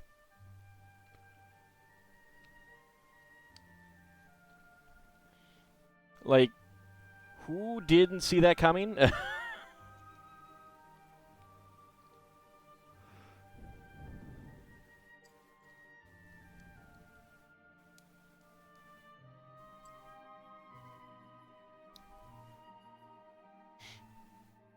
Right, there we go. Got the side stud elements in there.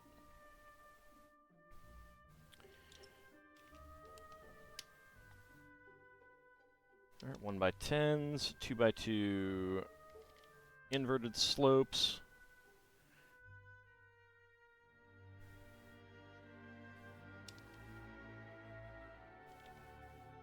Like, I think the only reason that The Exorcist 3 is good is that it's by the author of the original Exorcist novel, based on his novel. That was sort of a sequel, but not exactly.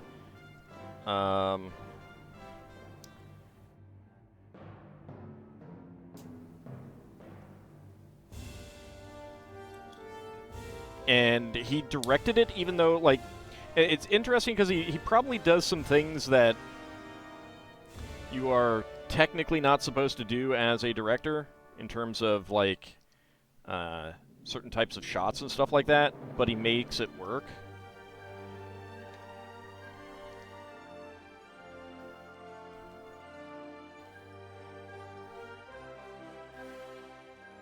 Yeah, I recommend it. I believe it is still on Criterion. It didn't look like it was exiting them at the beginning of the month. A couple of the films that they had up for collections last month were exiting, but I do need to check to see what they have up tonight. What new stuff they brought out. There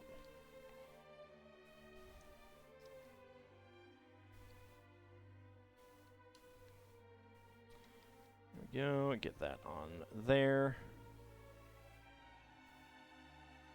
You've never seen The Exorcist 3, but Jay Bauman, who considers the original Exorcist like his favorite movie, says 3 is good. Yep.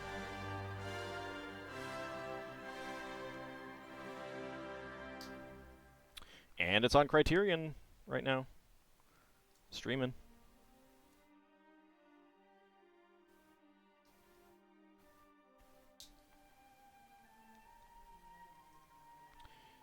Alright, there's another rail plate.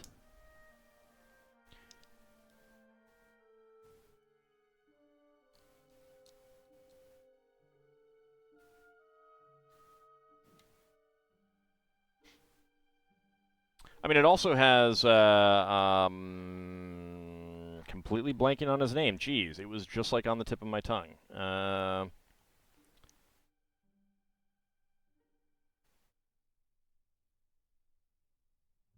Brad Dourif. Yeah. Doing a very good job.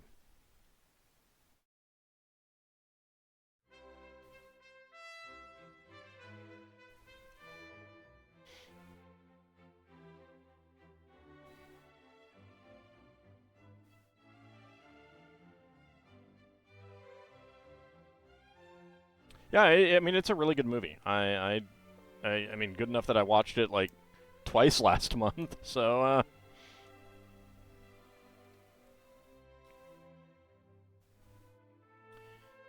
there we go.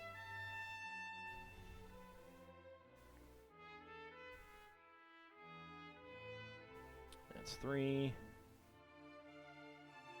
4, and 5. There we go.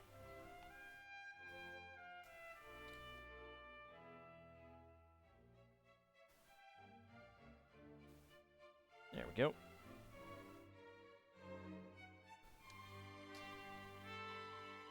Get that column on there, and finally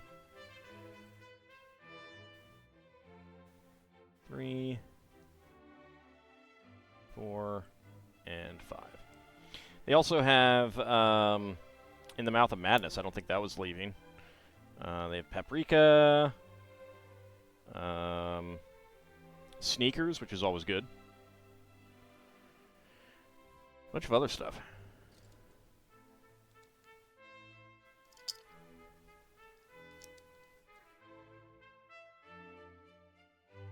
I did watch the Japanese horror movie Cure, and I did not get it.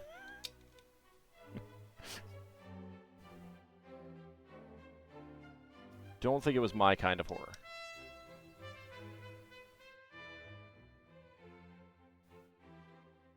Cure is by the same director as Sweet Home.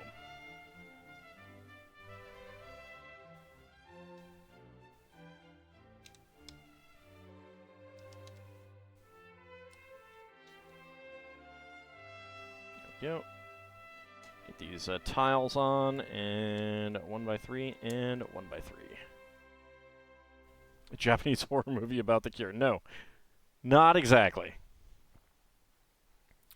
Alright, turn it around.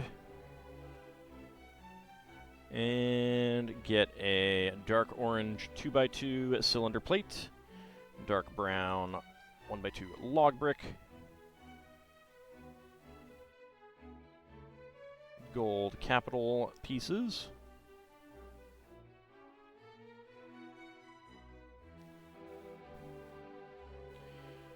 Alright, we got a baby bottle.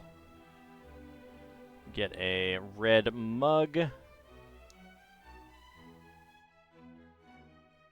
And a teapot. So we can have a scandal about it. And get that right in there.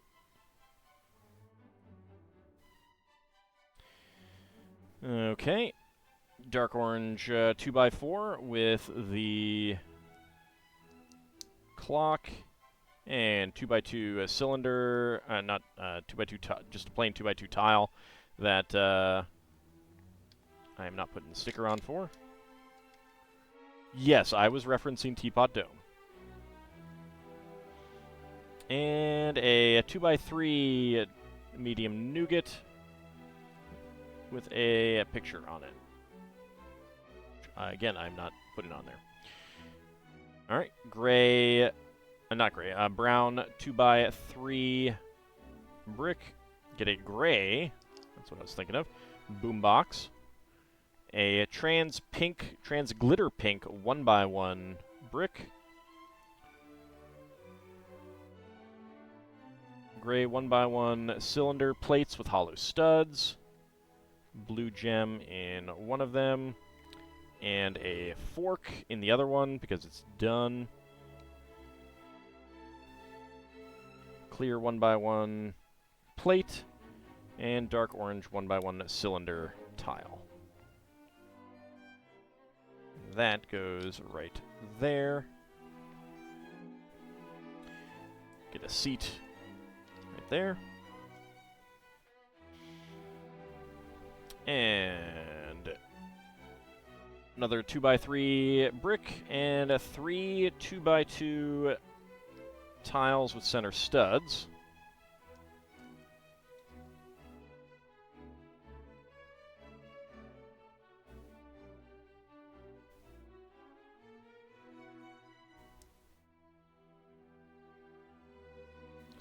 And get a bell jar on top over the rubber ducky, yellow ducky. It's very important to protect your rubber duckies. Get that in there.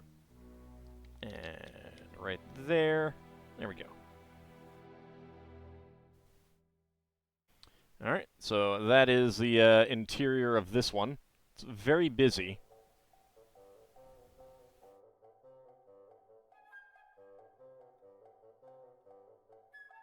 Does not want to focus on the rubber ducky.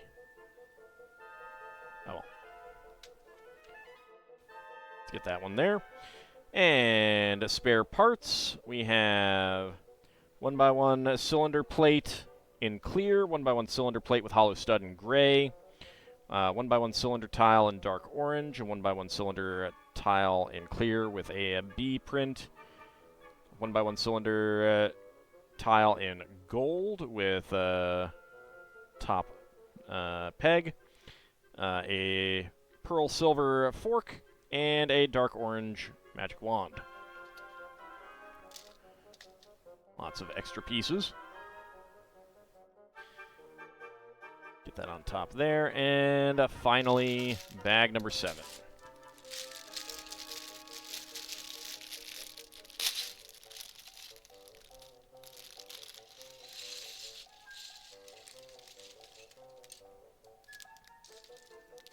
There we go.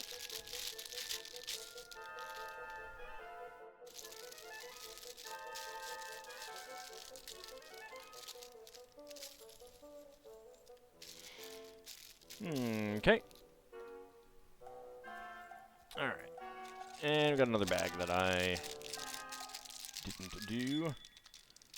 Come on. Grab it. Grab it. There we go. There we go. Alright, so set aside some large pieces.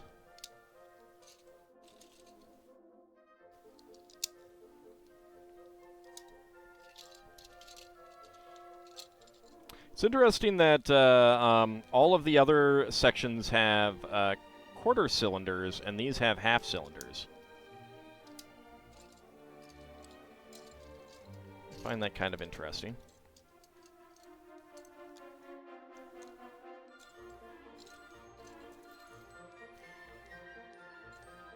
Alright, get the minifig parts.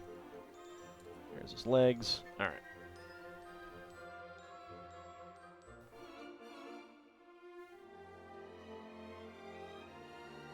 I'll go with the happy face. I have no idea who this is. He has very long hair. A briefcase with... Oop, don't fall off, please. I don't know, a clear 1x1 cylinder tile with some sort of gold printing on it.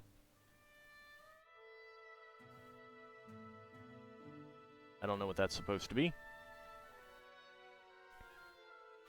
But that goes inside the briefcase.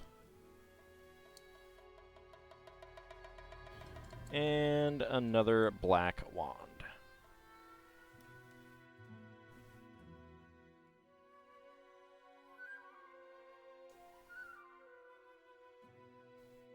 There we go. Alright, and then a couple little helicopter beanie thingies. Very simple, but pretty neat, actually. Little helicopter package things, or maybe remote bombs, I don't know. How am I supposed to know what these are? There we go. Get those two there. Alright, my other computer went to sleep. There we go. Alright. Next up, we have, I believe these are like flying letter thingies. Got more clear antennas. There we go. And 1x1 cylinder plates with underbars. And triangular signs to represent some flying paper.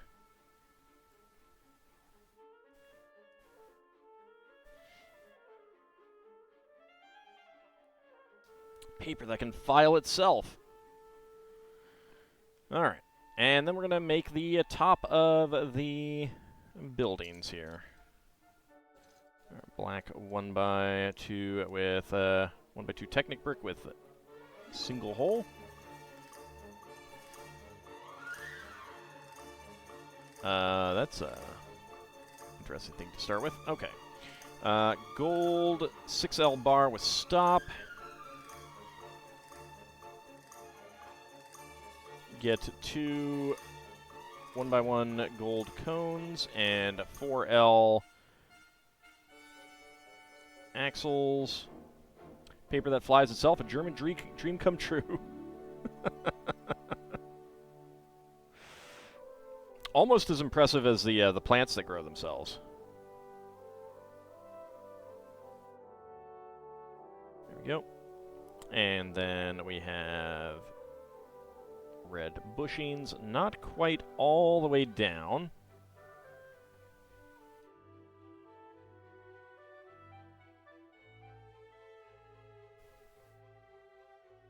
There we go.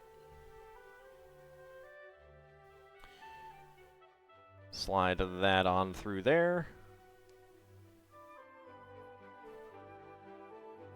Make another one.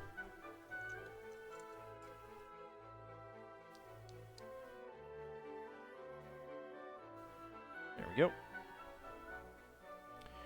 All right, next up we get the... I didn't notice that they added a little notch on the bottoms of these. But we have the, let's see, that is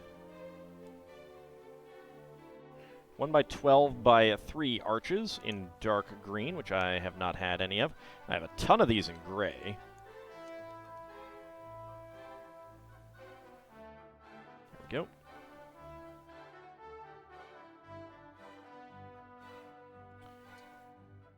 Right, 1x2. See, that does wiggle a little bit, but I'm not sure if anything's going to go on the ends there. Brick, and brick. And then another one of these. on each side.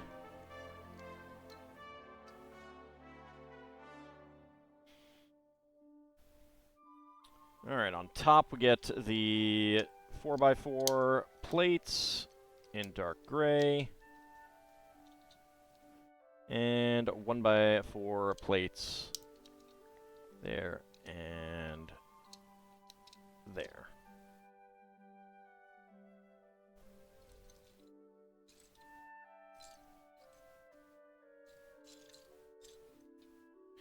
Alright, 1x1 bricks with clips.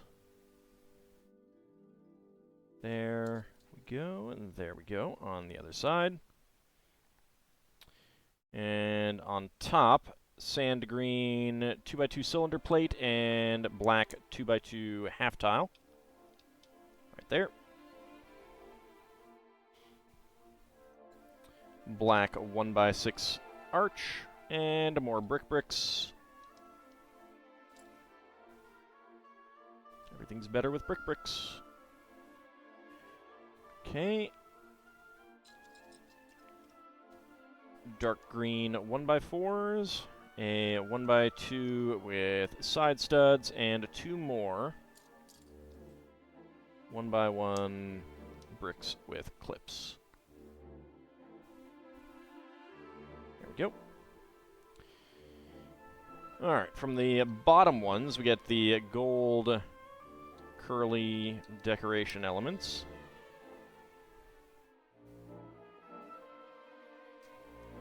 Yep.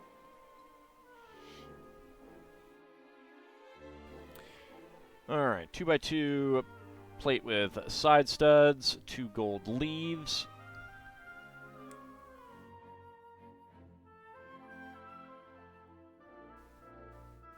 Oh, hold on a second.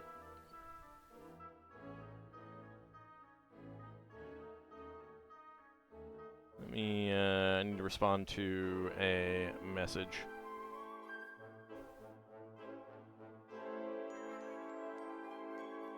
There we go. Alright. 2x2 cylinder tile and an M sticker would go on there. Could totally make that into M-tron, but oops. Knocked over the flying paper. There we go. Get that on there.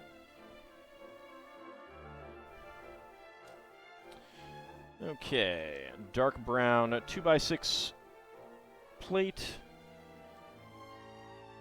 Tan 1x2 plates with rails.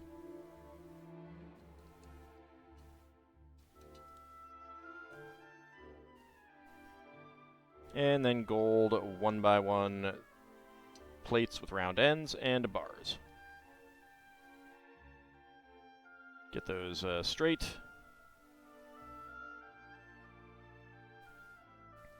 And then we invert a couple.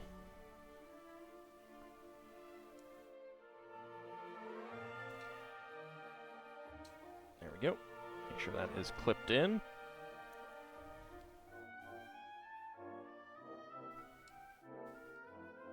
There we go. That's pretty nice. I like being able to do that and getting a nice smooth line on that. Okay. Red 1x4 plates, and then red 2x2 angled corner tiles.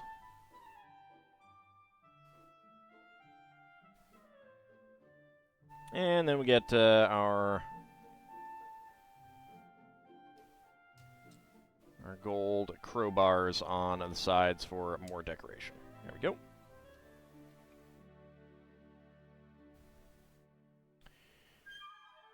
Okay. Sand green 2x2 cylinder plate. Hold on a second. Need to respond to the message again.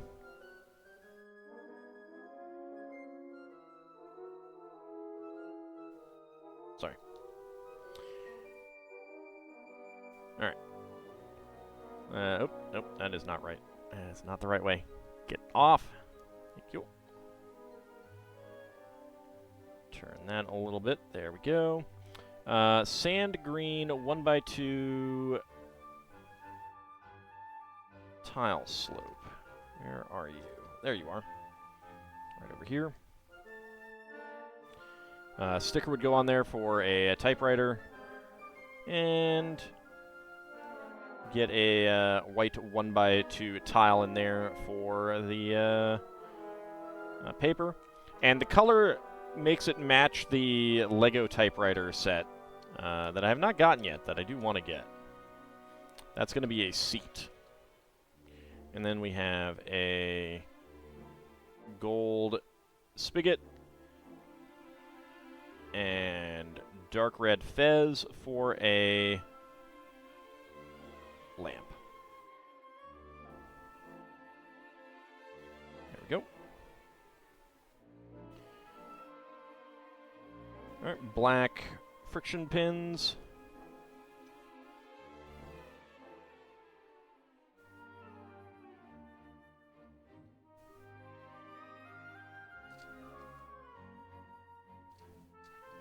There we go. Okay, next up, get a pair of these plates, and we'll need one of these in a moment. Well, basically right away. Well, I guess that's why they went with the 4x4s rather than, the 4x8 here to connect these two. But it's still interesting that they didn't do that for the lower ones.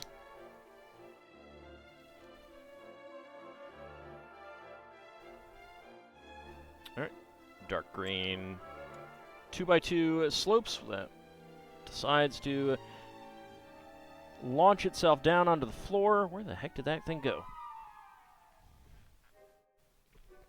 Hold on. That just went flying out of my hand.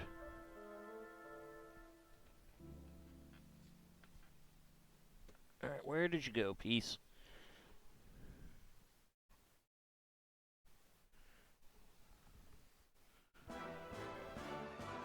Where the heck did that thing go?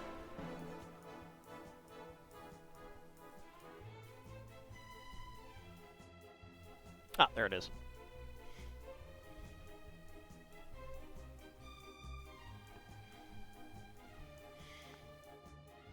Decided to try to hide among cabling.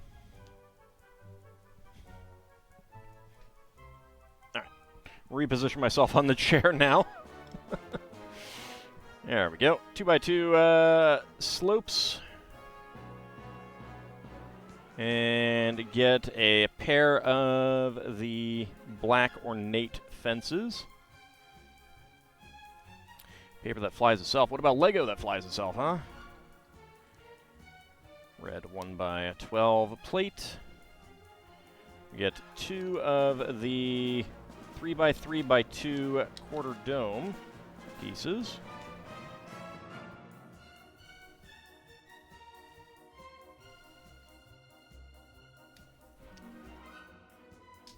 Go.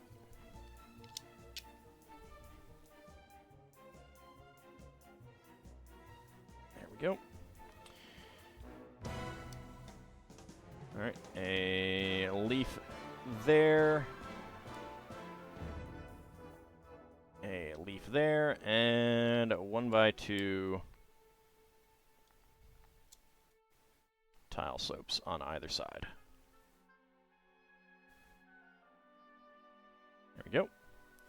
Pieces fleeing Auld's grasp. Such an unprofessional build. Unsubscribe. I know, it's very rude. You should unsubscribe to those pieces. Tell them never to do that ever again, because they're rude. Alright, then let's make the second one. How dare they? The nerve of those pieces. Trying to flee from my wondrous building attempts. Go ahead and make the second one pretty quick. Right, let's get these ornate fences on. There we go. A quarter dome, so we have a full dark green dome, which is nice.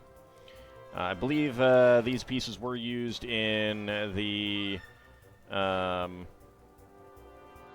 pool hall portion of the detective's office, too, so can make more buildings that match that.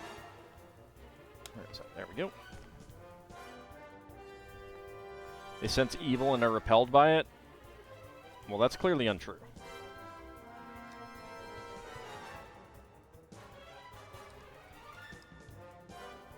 Unless you're saying that they didn't want to be viewed by you. Alright, let's clip that on right there. There we go. And clip that one on right there.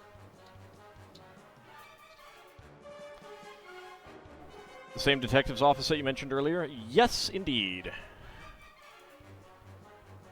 Alright, we got trans neon green cloud elements from Monkey Kid.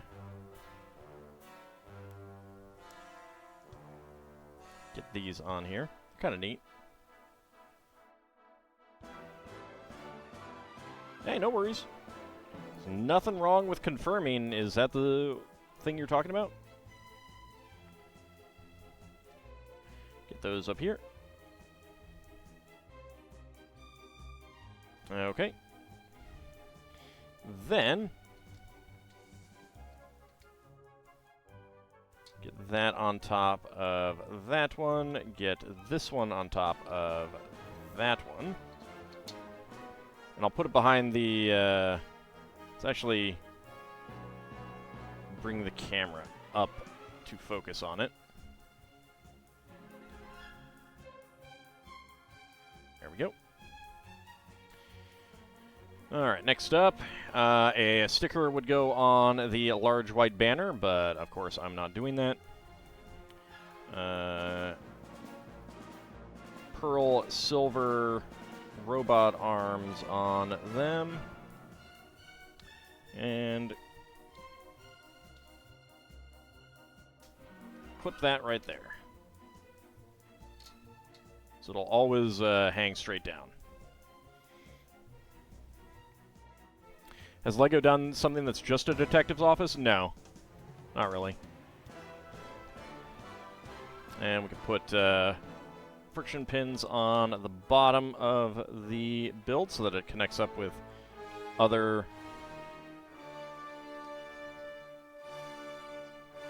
buildings. And that is it.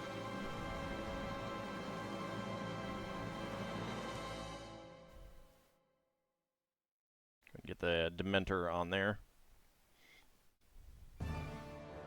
We have all of the minifigs.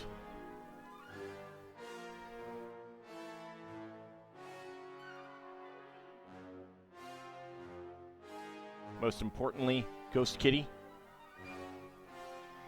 Alright, so let's bring it back down here for a second.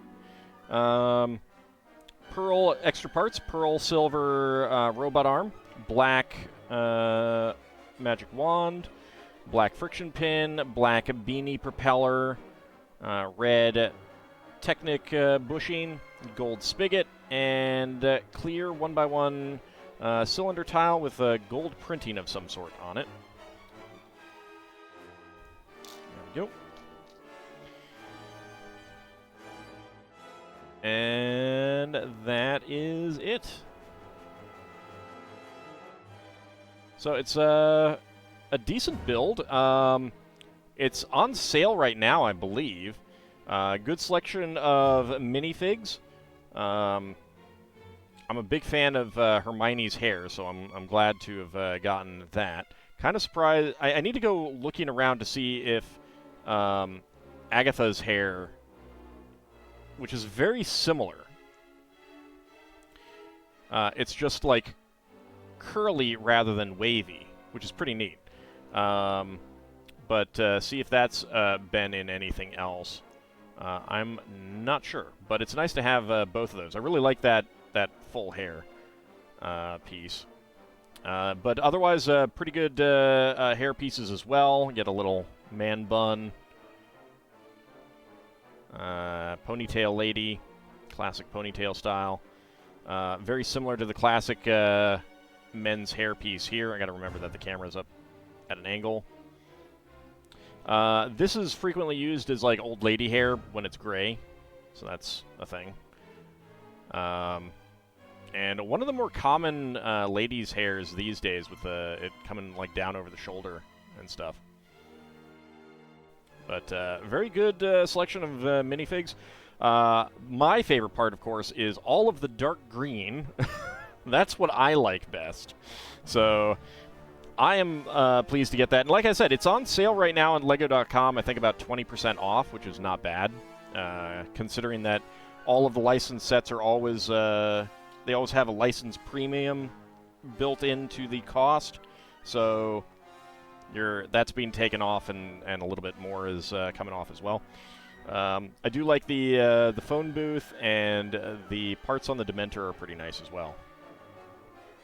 And of course, we get a gold statue with gold froggies, which I believe are supposed to be holding up this platform thing, but I'm not positive. But yeah, overall, pretty good set. A lot of neat accessories inside the rooms, which are really nice as well. And some pretty fun play functions. The little fireplace thing, and being able to knock off these blocks of papers and stuff. So, pretty nice. But that is going to wrap us up this time. So, I want to thank you guys for coming on out. Let's take a look to see if there's anyone to raid tonight, and there is not. So, we'll just close it out. I will be back on Friday for some more Final Fantasy V Pixel Remaster. Friday night, we will return to our Rivendell build, which I am excited to continue on. We'll be back on Saturday for some more Spelljammer. We will be back on Monday for more Tears of the Kingdom. We'll be back next Wednesday for a wrap-up to Pirates Gold. I think that will just take one more stream to finish up. Even if I don't quite get everything done, I think that would be enough to finish that stream off. And then next Wednesday, we will return to Lego building. We'll see what we have new to do then. So I want to thank you guys for coming on out, and I shall see you next time. Have a good night, everyone.